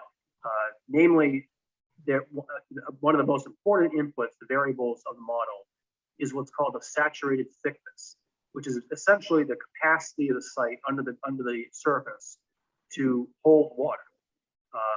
I'm saying that in extreme layman's terms because frankly, I'm not a scientist and I don't fully understand it myself. But hydrologists would tell you that it's important for any model that's predicting groundwater impacts that you have the saturated thickness correct. And it has to be based upon something. In this model, the developer assumed a saturated thickness, a depth of 20 feet below the surface. But their test pits didn't go that far down. In fact, their test pits showed a saturated thickness of approximately 4 to 6 feet. So the result is that they're assuming a lot more capacity to store water under the surface than they know that they have. Now, they may have 20 feet. We just simply don't know. But what we do know is that they have 4 to 6 feet. And then frankly, that should have been the conservative variable that was put into the model. This has a cumulative effect on the whole stormwater system. If you don't have the capacity under the ground to store this much water, you're going to see mounds that are higher than what they're showing. And in fact, Scott Horsley did run a sensitivity analysis showing what that mounding effect would be if you use the right variable, which was either 4 or 6 feet. And the mound is a foot or two higher than what they're showing. The groundwater elevations on the site are shallow. We know that in the location of the western building, it's only 2 feet below the surface, and on average around 4 feet below the surface.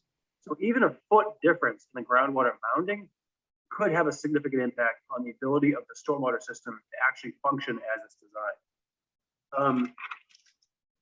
I want to shift to standard number 2. There was some discussion about rates and volumes of flow. And Mr. Cordero, Yeah, I missed that. Can you repeat that? I missed you. I didn't hear it. Sorry. With respect to standard number 2, Yes. Standard number 2 roughly says that your project has to approximate the rates of flow under existing conditions. You can't increase the rate of flow off-site from your project. Again, very layman terminology here. It's not accurate to say, however, that volumes don't matter. That's not technically correct.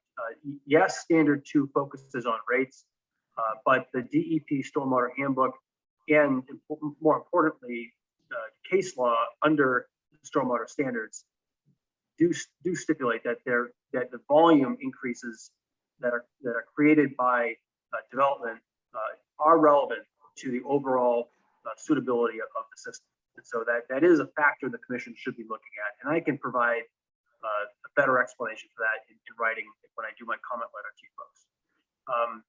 But in terms of the rates of flow, we actually looked at this issue with respect to the pipe connection to Meeting House Lane, which is as important, if not more important, than the runoff that's going into the detention pond and ultimately to Bolster Brook. The pipe connection at Meeting House is going to take a lot of water off the site, put it into a pipe, and take it eventually down to Trout Brook that then is tributary to the Neponset River. Our engineer has looked at Jim Burke's offsite drainage analysis and confirmed that in fact the rate of flow coming off the site into the Meeting House Lane system at the top of Meeting House Lane, now this is the cul-de-sac, okay, so that's the point of discharge, that rate of flow does exceed pre-existing conditions significantly. So the rate of flow coming off the site going into the system at the cul-de-sac is an increase over existing conditions. Now, what Mr. Burke had explained to the zoning board a few months ago was that, well, if you look at the entire system and the rate of flow when it gets into the stream, the Trout Brook, it's actually less. But that's not the correct standard. Under the State Wetlands Protection Act, you look at the design point. You look at the point of discharge where it goes off site. And Mr. Burke's methodology is further flawed because where he was measuring the rate of flow is actually, on Alfred Road, it's in the watershed for that area included more than just a project site. It included Barber Lane and other areas. So it wasn't an appropriate analysis whatsoever. So we will argue to the commission during this proceeding that this project doesn't comply with standard number 2, not in addition to standard number 3. Moving along, and Can I hold it at Dan? Could you just repeat for my clarity, if not the rest of the commission? Is the appropriate location for measuring whether it's rate of flow or volume of flow, is it at the point of discharge / property line?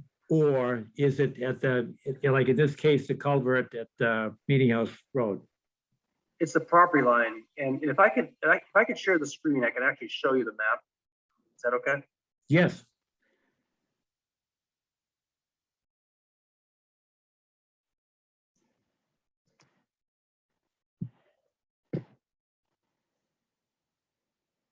Okay, so this here is the project site. This is Blue Hill Avenue.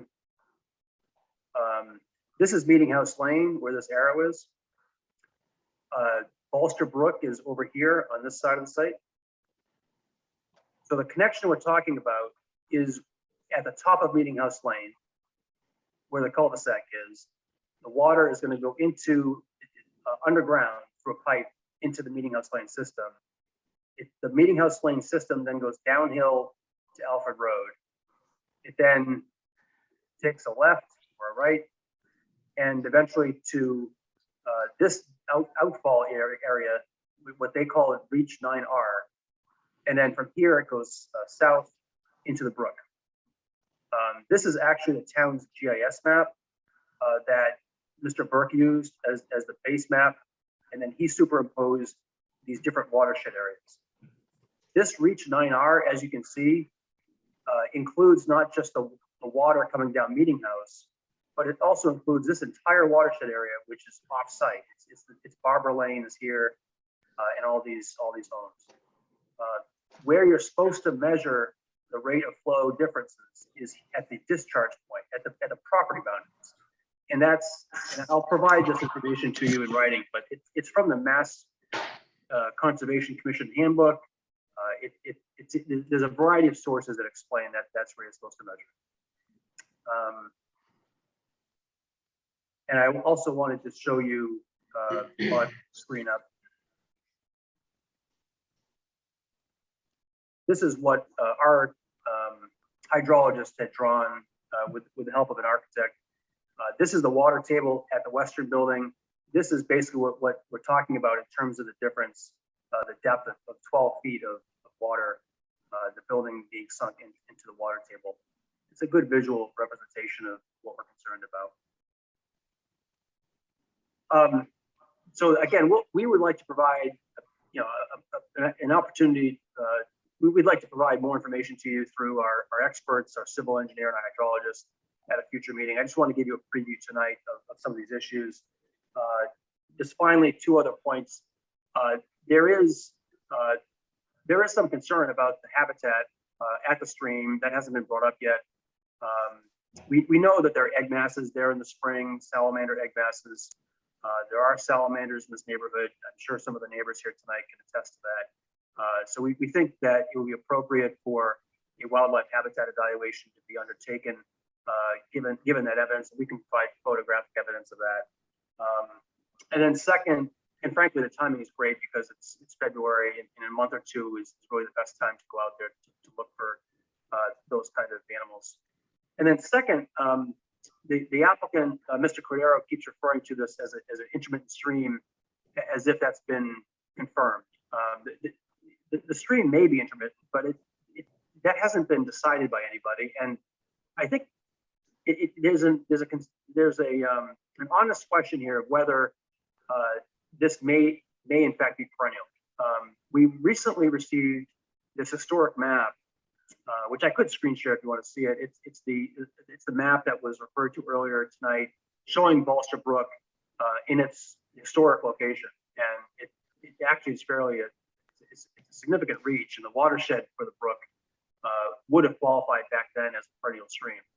I don't know, sitting here today, whether the stream is perennial or intermittent. But I don't think the commission should just assume that it's intermittent. I think the applicant has an obligation to prove that. Typically, that's done through evidence of using another computer modeling program called StreamStats. A report is typically provided to the commission demonstrating that the watershed area or the brook doesn't trip one of the thresholds for a perennial stream. To my knowledge, it hasn't been provided to the commission. The ORAD, which this commission issued a year ago, did not get into the question of whether this is intermittent or perennial. All that ORAD did was delineate the BBW. So I did want to mention that tonight. And again, Mr. Chairman, we would like an opportunity to provide some testimony from some experts. And I would also suggest that the commission may want to hire its own peer reviewers. I mentioned I had a conversation with Steve Ivis about this a few weeks ago before he left. He seemed in agreement that that would make sense here. And I guess that's more of a question to you, Mr. Chairman. Is that something the commission is considering doing with respect to the wetland science as well as engineering? Yes, we've actually discussed at a public meeting. I have discussed at a public meeting in the past what I thought was our need for a hydrologist. And I resist the terminology peer review because we do this under Chapter 44, Section 53G, and we need a consultant to assist us in hydrological issues. And we've gone through this in several other applications, and our customary response is that we do hire our own consultant. And under the statute, it's at the cost of the applicant, but we definitely need assistance in this area of hydrology. Great, thank you. John, I think it's a good idea that they bring what engineers they have, because they've been working on this for a while, so we at least listen to what they have to say. You mean the engineers that were before the ZBA? Yes. Oh, absolutely. Yes. Oh, I'm not suggesting otherwise. The more data we have, the better off we are. But Dan, I should point out, we had a meeting this morning. We've got another project under appeal, both in the Superior Court and at the DEP, and we had a mandatory meet and confer this morning. One of the issues was, how does DEP, never mind the Conservation Commission, but how does DEP decide whether or not it's a perennial or intermittent? And we went through I think that which you're familiar with, and that is if it's the dark line on the USGS map, it's presumptively a perennial stream. And if it's not, you can then look to stream stats. But it's not, I mean, the stream that we see there is not on the USGS map. And so we're not aware of any stream stats that would suggest anything other than intermittent. And that's the very issue that's being appealed right now. And DEP joined with us in saying what I just said, that if it's not on the USGS map and the stream stats doesn't support the perennial aspect of it, then it's intermittent. So I'm not sure that there's any burden beyond that with respect to the applicant. But I'm inviting your comment, because if I'm wrong, I'll be the first to admit I'm wrong. Thank you, Mr. Chairman. I don't know if the regulations would say there's a burden on the applicant to prove intermittency. I guess I would just submit that where this is a very important project with the potential to have some significant impacts, I wouldn't just assume that it's intermittent, and I would ask the applicant to prove that it's intermittent using the regulation standards. And the regulations do have criteria. It speaks to watershed size and flow rates. It discusses the stream stats. It's fairly nuanced. It's complicated. I'm actually litigating this issue right now in another project in the town of Weston. There are some issues with the regs, but there is a process, and I think the applicant should at least demonstrate to the commission the evidence that it's intermittent, and the commission and the public is free to obviously inquire and to look at other factors that might actually change that assumption. Again, the historic Ulster Brook, but it's also the watershed. The watershed for the brook is north of Blue Hill Ave, and it's that neighborhood, the Bose Hill neighborhood. All that drainage comes into this brook. It's not Mr. Burke had drawn some watershed maps and made some assumptions drew some lines as to where he thinks the watershed area ended, and he assumed I think it was around 20 to 30 acres of land. Frankly, we just think that should be vetted. I mean, that may be correct, but I think that question should be addressed during this process. Understood. Thank you. Are there any others who would like to be heard on this? Mr. Chairman? Yes. If you entertain it, I just wanted to touch on one quick issue that Attorney Hill had raised. We'll certainly let his experts submit the materials for the benefit of the commission. We would want to disagree with the assertion regarding the stream. We do have the ORAD in place, and when the materials were submitted for that to the commission, Ecotech, who is the wetland scientist related to the delineation, did assert his opinion relying on stream stats, relying on the USGS map, and putting forth his professional opinion regarding that stream. And that's already on record with the commission. So I would hope that we wouldn't backslide in terms of the terminology and the ORAD that we do currently have in place on which this notice is predicated. Understood and appreciated. And again, just having this morning gone through the same issue as in terms of what we are responsible to do in relying upon either stream stats or the USGS map. I shouldn't say it that way, because the USGS map is the gold standard, and it does trump the stream stats, even if they're in contradiction one to the other. So we go with the USGS map first, and I agree. This ORAD is already done. I can't remember the date, but I know it's within, what, 2 years?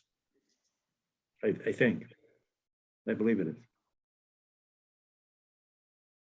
All right, any other comments going back to Nehemiah? I know at the very beginning you started to speak, and I don't see you on the screen.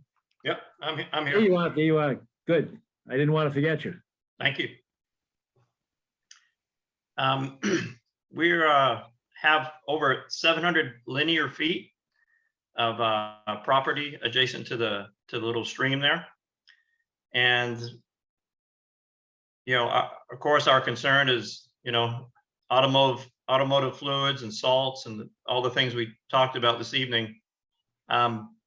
And we plan on, utilizing that land for fruit trees, gardening, and so it's kind of hard to fathom that the water coming off that property would not contaminate a large portion of our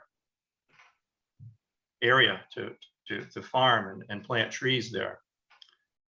And it doesn't seem like, from what I've heard tonight, that there's any guarantee made that anything put in place would actually take those elements out and make it a completely free and clear stream, not to contaminate all that land. And so I just wish that would really be considered, since we have over 700 linear feet connected to the whole stream, and it does overflow. It is continuously going, what we've noticed living here the years that we've been, and it varies in velocity. So I wish that would really be a consideration, because that would be a great loss of land to us and our property. And the cleanliness of the water is part of our mandate. Yes. Part of our charter. And for the public's benefit, the Conservation Commission has been out to 152 Robin Street on several occasions within the last year. And we actually permitted that garden adjacent to the stream. So yes. I know exactly what you're talking about. Thank you. And as do all the commission members, since we've been there on a number of occasions. Yes. Is there any other person who would like to address the commission, make a comment or ask a question? This is Yes. Amy McGrath. I just have one very small comment to make. I'm at 176, adjacent to 152 Robbins. I unfortunately also happen to be a real estate lawyer, so I sort of know a little bit too much about property rights. So one of the things that I don't think that people have taken into consideration is, they've already had this issue on the other side of the property, but there's a very small little pipe that trickles some water out right now from underneath the carriage house. And they're talking about putting, this, I don't know, fake pond, whatever you want to call it, with an outflow of storm water that's going to flow on someone else's property, which you need an easement to do that. And they don't have an easement to do that, just like they don't have an easement for sewer or stormwater into Meeting House either. So there's sort of a lack of, knowledge about what's necessary from a property rights perspective on behalf of the developer. And, to me, and I'll keep my soapbox very, very short, but it's another example of putting a square peg into a round hole. Neighbors are not opposed to development here. They're opposed to this massive development that, just doesn't fit on the site. We've proposed things that are really not that much smaller, but they're not interested in it. And I don't know why they would ever come into the Conservation Commission's jurisdiction. They really don't have to, but they did. So I just wanted to point out the easement issue. Understood. And I think Phil would probably say this, but at least as designed, it's not supposed to sheet flow water into other property. So how does it get to the stream though? It goes into a stream that's not on their property. Well, if you go, but that's why I had asked Phil to put up the screen share so you can see where the outflow, the riprap is. And that's what he said is it's less than 50 feet, but it's I don't know, 45, I'll guess. I'm just guesstimating from the screen, but it is off of the property, that is off of the stream. But if they're measuring outflow into the stream, right? That's the testimony that they gave earlier, or no? Yes, you are correct.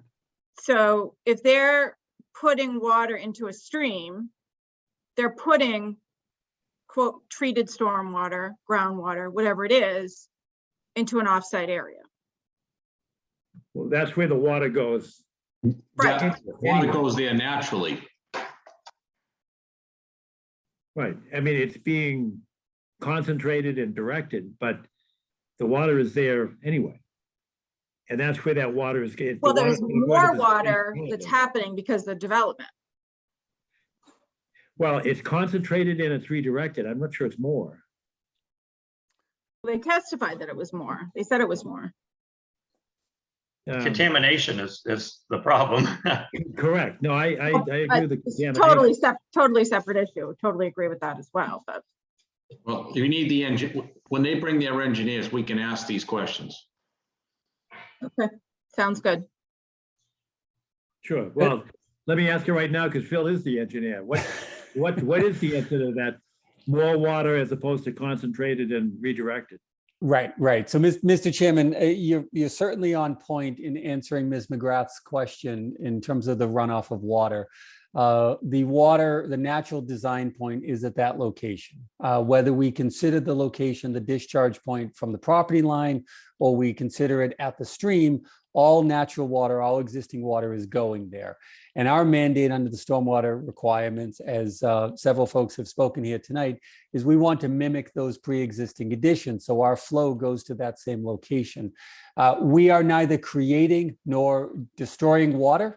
It is a closed mass balance situation. What we are doing is we are collecting it and we are recharging it in certain areas on site.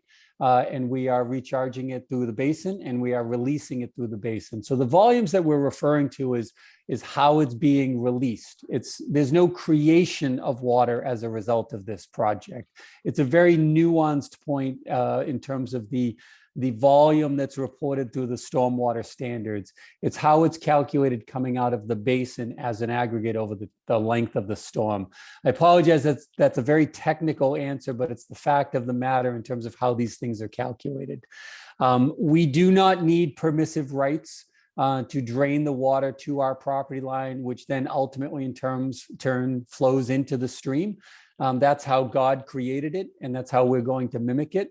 So I would disagree with the abutter in terms of the need for an easement. That is not the case. If we were creating an unnatural flow or requesting to discharge water in a different location, that would be a different story, but that is certainly not the case here. Understood. Thank you. Any other comments or questions from any member of the public? All right, well, it appears that we have asked for some additional information. I think it is appropriate that we retain a hydrologist to give us additional advice and guidance. There have been some issues raised. We have some additional material that I'd like to see, and I think Ingrid would too. And Phil, did you get the, I know you answered the questions generally, but let me go back. Ingrid, is there anything else that you need in terms of a MSDS for any of the chemical melt that they want to use? And I understand that it may be mooted now if they agree to use magnesium-based salt instead of a sodium chloride or calcium chloride. That might moot the problem. But one of the things that I'm kind of answering my own question, Phil, you might be able to give us, some of the manufacturer's specifications for those water systems, water purity systems that will decontaminate chemicals. That I would know be they're helpful. expensive, but could you get us the specs for those? I'll see what I can do on it. They are published filtration systems. I'll see what I can assemble for you and send that over. We certainly want to provide you with the data that you need to be informed about the potential products. We just, candidly, we want to discourage the use of them, obviously, because of the economic impact relative to the project. But we'll certainly provide it. And we can absolutely also provide. We didn't, as you alluded to, Mr. Chairman, it did come up previously, the MSDS sheets on de-icing chemicals. We didn't provide those, but obviously here with a little more clarity this evening, the fact that we are shying away from the sodium chloride products, we can give you some typical MSDS sheets on calcium chloride and magnesium chloride. That's not a problem. That would be great. Okay. That would be perfect. Agreed. All right, then we've got everybody's got some homework to do. I will get the videos to you, Phil, and you can distribute it to your team. And one of the questions I would have is, and we'll ask this at the next meeting on March 15th. And that will be if you can kind of identify what it is we're looking at, because it looked like there was water coming out of the ground. I mean, it could have been a pipe for all I know. I don't know. But we definitely need an explanation because it looks like a pretty significant flow, and not just a rainstorm. It looked like it was raining, but it looked like there was significant underground water being discharged. Kindly send it along. We'll analyze it and we'll opine on it to the best of our ability. Yes, of course. That's perfect. All right, then with the assent of the applicant, we'll continue this until March 15th. We will provide the assent for the continuation, but what I would offer up, obviously, for general discussion here is you have clearly elected you'd like to pursue some sort of hydrogeologist. Can we leave here tonight with a general understanding as to the timing that's going to be? Obviously, we have prescribed timelines in terms of submissions of notices of intents and decisions made by conservation commissions, and the continuations, as you've alluded to, with the assent of the applicant. We'd like to understand how long it would likely take to retain this hydrogeologist and what sort of prescribed timetables we will put upon them to do a review. Is that something we can discuss, or would you not be prepared for that? No, it is something we can discuss. And as a matter of fact, we went through the same issue at 711 Randolph Avenue. And we ended up getting some engineering people that in turn consulted under chapter 44, section 53G, we did get an engineer as a consultant. And he in turn consulted with a hydrologist. I'd rather have the hydrologist come directly. I will commit to you that I'll start working on it right away. I would prefer to have Steve Ivers here participate in that because he knows a lot of the players. But I'll consult with the others and see if we can come up with, at least a couple. And I'll bounce the names off of you because under the statute, you actually have a right to object to who we choose. So I'll certainly include you in our search, but I would hope to have something up and running by March 15th. After that, I can't tell you how long it would take, but I don't think Dan Hill was suggesting that there are mounding programs that you can utilize. It's a computer program, so I don't think it's a lengthy process. I don't think we'll have an answer for you on the 15th of March, but we should have a person in place. So we will not interpose anything for delay. We'll try to move it along. Can I just ask one more thing? Can you calculate the square footage of the paving of the 70 odd parking spaces and petroleum products, which will now be in the runoff, which was never before? Just to have an idea of from a layperson standpoint as to how much further surface water is now no longer able to go into the ground and the environmental impact of the petroleum projects from all products from the parking spots. Mr. Chairman, I'm sorry, I don't know who that was speaking. Do you know who I'm very sorry. That was Patricia Donahue. I'm on Meeting House Lane. That's just has to deal with the surface runoff. Okay. Thank you. Mr. Chairman, is that something you would like us to provide data on? I'm sorry if I have to address it to the chairman. That was I apologize. That's fine. We just, this is somewhat informal, but sometimes it makes sense. Some of that information I think that Phil already has in terms of the impervious surface calculations and the runoff calculations. What he may not have is the amount of petroleum discharge there will be from 77 spaces. But I think that's probably calculable. But it may be something that, yes, I would like to see that because we want to know, how important are those potential water cleansing devices. I know they're expensive, but they may be required. And Phil, you may know this off the top of your head.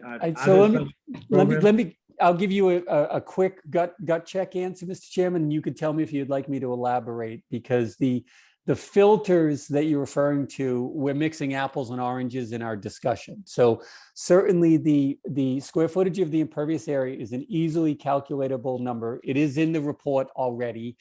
We can easily call it out and just draw our attention to it. So that's not a problem. In terms of quantifying the amount of leakage, hydrocarbons, volatile organic compounds, gasolines that those cars can produce, that is an uncalculable number. We don't know, whether there are going to be vehicles that leak. We don't know what we should assume necessarily, things of that nature. But I'll tell you how we address it.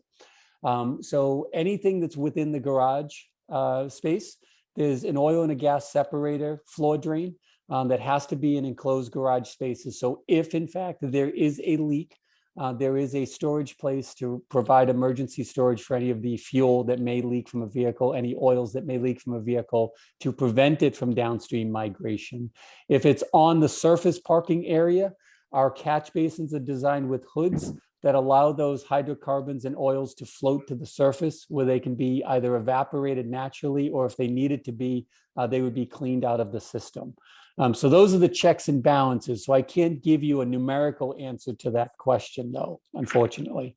But then the filters that you're referring to, the ones that we spoke about earlier, those filters obviously are designed, we talked about calciums, phosphorus, other compounds that are in there.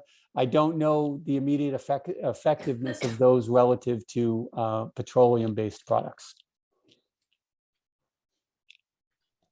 Thank you for your response, Phil. I appreciate that. Sure.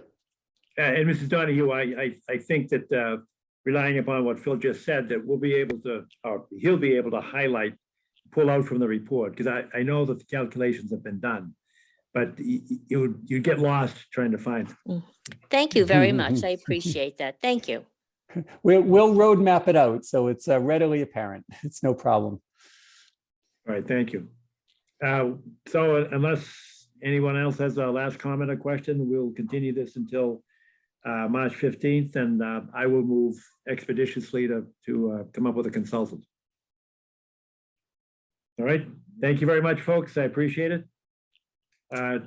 That case has been continued now. Next on the agenda is appointment to the Conservation Commission. I'm not exactly sure why that's worded as such as it is on the agenda, but rather just to get you up to date. As all members of the commission know, Jerry Burke did not seek to be reappointed and ended his career, I guess, at the end of November, the last day of November. So we do have an opening. There are a number of applicants. There was some confusion, I guess, at the last appointment session, or what we anticipated to be the appointment session, by the select board. And I want the public to know that we do not appoint the conservation commissioners. They are appointed under state law by the select board. And I believe that the appointment is now next on the agenda at the end of the month, Arthur? Is that correct? Be around the 23rd of the month. The 23rd of the month, okay. I'll confirm that for you. So there are at least two, and there, if not more, candidates, but it should be resolved through an appointment by the select board. They will announce it first, and then we should have somebody joining us for the March 15th meeting. It is the 23rd, Mr. 23rd. Chairman. Perfect. All right, good. John, Yes, sir. I have to take off. I'm way past my time. Thank you very much for staying. I appreciate it, Todd. You're All right. Thank you. Thank you. Bye. All right. Now we're up to additional business. Does anybody have, Steve is usually the historian, Steve Ibis, for additional business. Does anybody have anything they wish to report or bring to the attention of the commission? Mr. Chairman, Yes.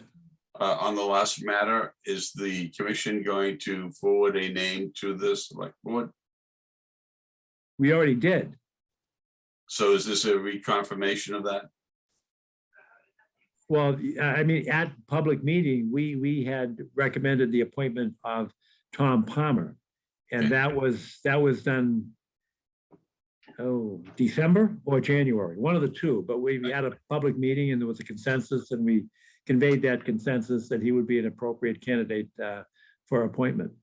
So I don't think we need to reconfirm that.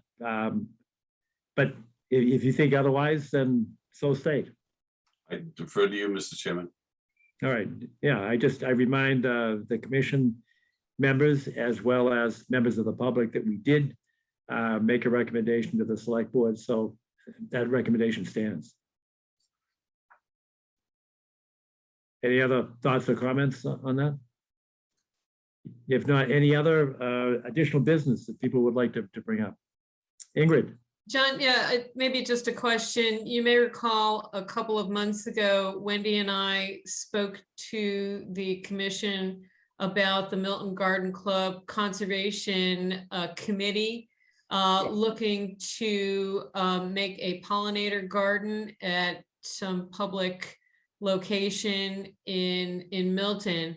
And at that point, there wasn't that much information. There will be more information. They're augmenting a write-up and would like to present. And is the best thing to do for them to just contact Kathy Bowen to get onto the agenda for next month? Yes, it definitely include her on the email, but please include me. Kathy is out of work temporarily. Oh, okay, okay. And now Lynn Hoy is assisting us. She's the clerk of the warrant committee, and she's been very gracious and agreed to assist us. So if you could include her. Lynn, how do you spell her last name? Oh, boy. Arthur, is it H-O-Y-E? H-O-Y-E. H-O-Y-E.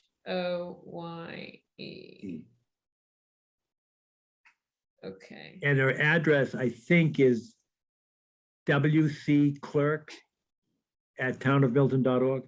You're correct. Okay, WC being for warrant committee. WCB. Okay. Okay, great. I will pass along the information, and then they'd be mostly informational. But I think they'll be ready to present something next month. And apropos of your comments there, and you might want to extrapolate a little bit on that, because I think the original idea was that this joint effort could designate land and do it in memory of Judith Darrell Kemp. Yes. And I think that's really an important project to move forward. I think it would be a grand idea, and she certainly devoted her life to improving the environment and protecting the natural resources. And I think it would be more than just appropriate. I think we should do it. I think it would be good remember her. synergy. Yeah. And the other thing is that I think we have to also consider the fact that recently we lost our longtime town administrator, Yes. original Conservation Commission member, and a good friend to me for many, many years. I've known him my whole life, but John Cronin passed away recently. We just had his funeral on Saturday.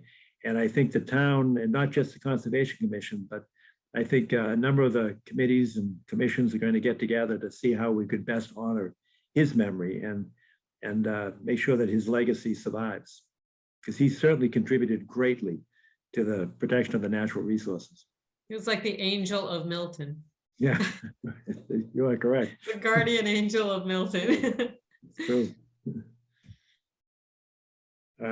Any other thoughts or comments?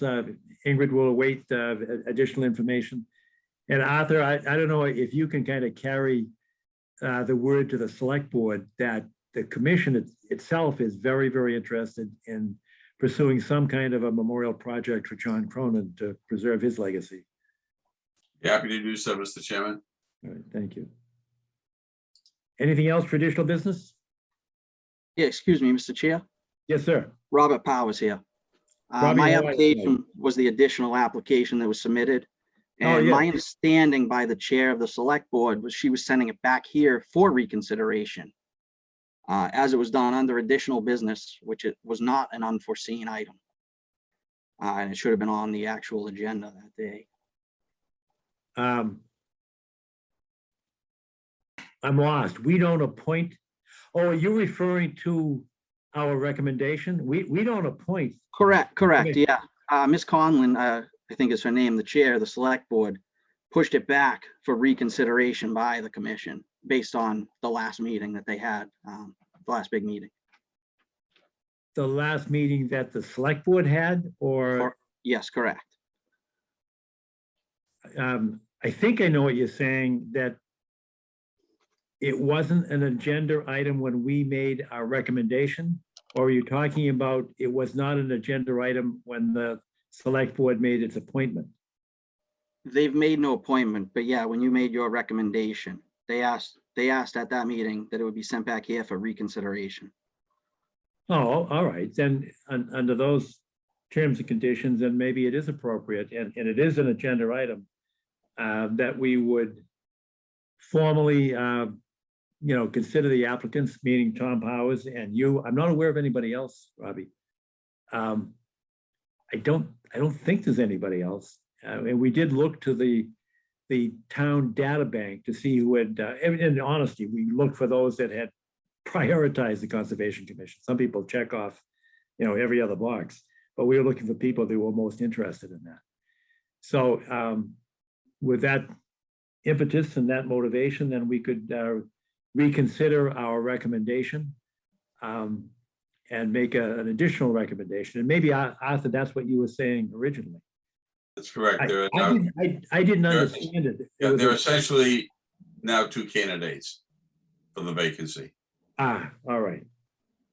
All right, well, under those circumstances, then that we should, Robbie, you may want to make Tom's not here.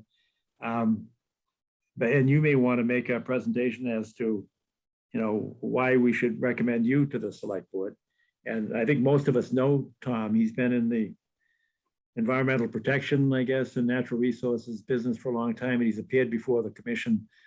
Certainly over my 29 years, I've seen him repeatedly before. So I think we all know him, but perhaps we do not know you. And this might be a good opportunity for you to tell us why you'd be a good selection.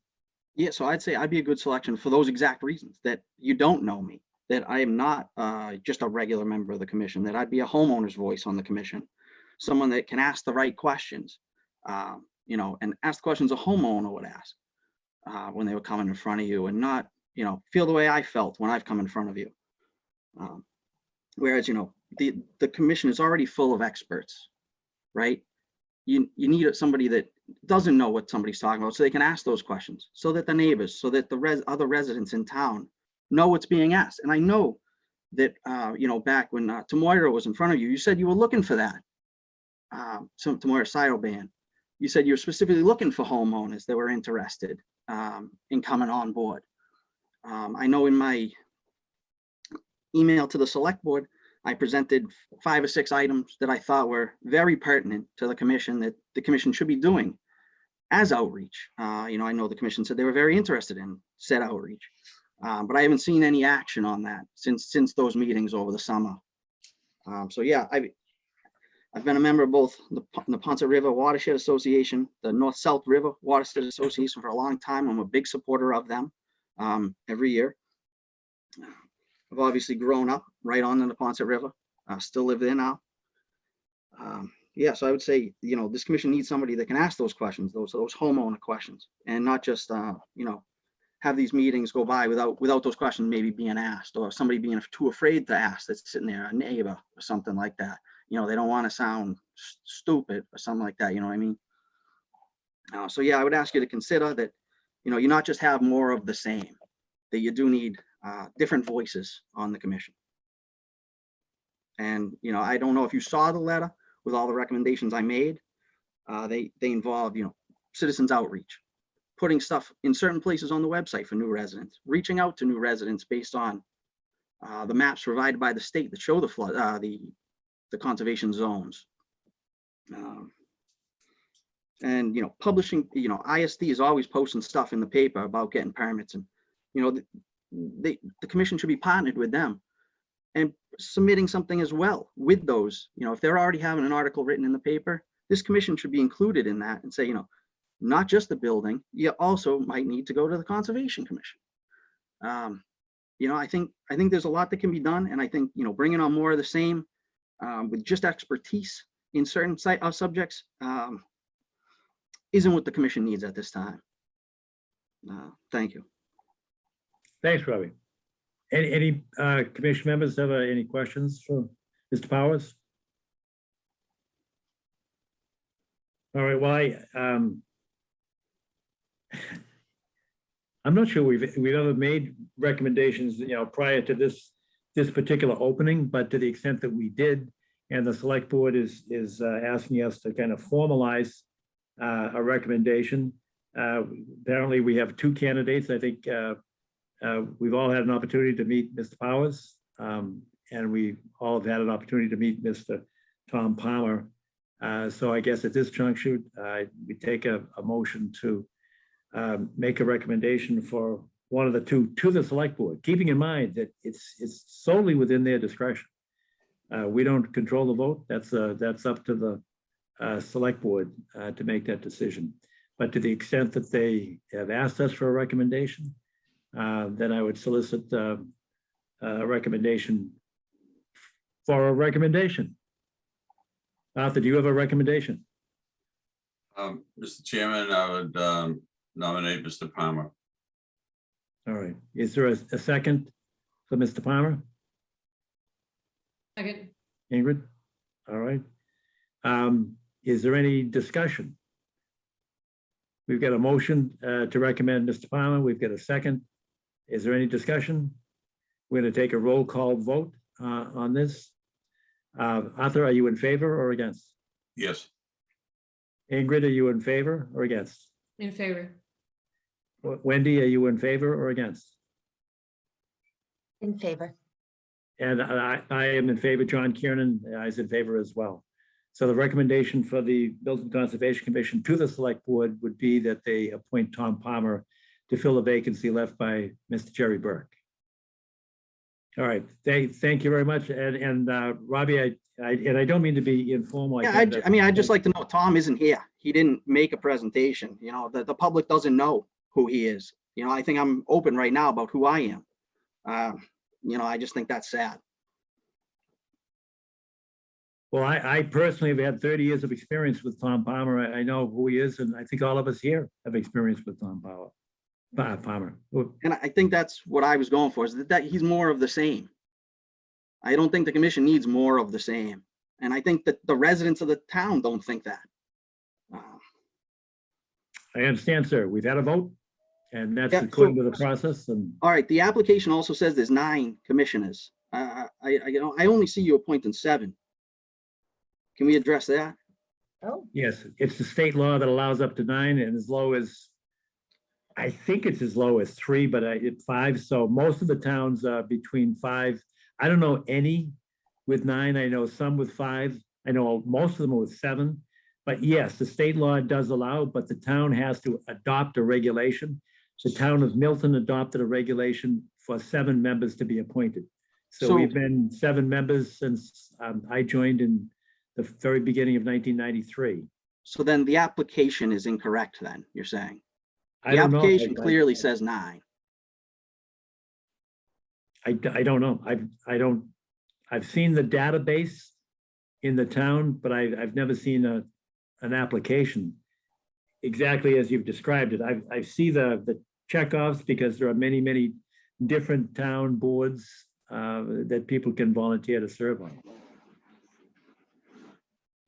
So I don't know if the database is keyed in by someone or if you're seeing the actual physical ones that people are signing off, but the one that people are signing off has 9. So I would just say, you know, if you could look into that. I will do that. I'll do that. All right. Anything else? Thank you. Thanks. Thanks, Robbie. Thank you, Um, Mr. Powers. Any other additional business that we have? Hearing none.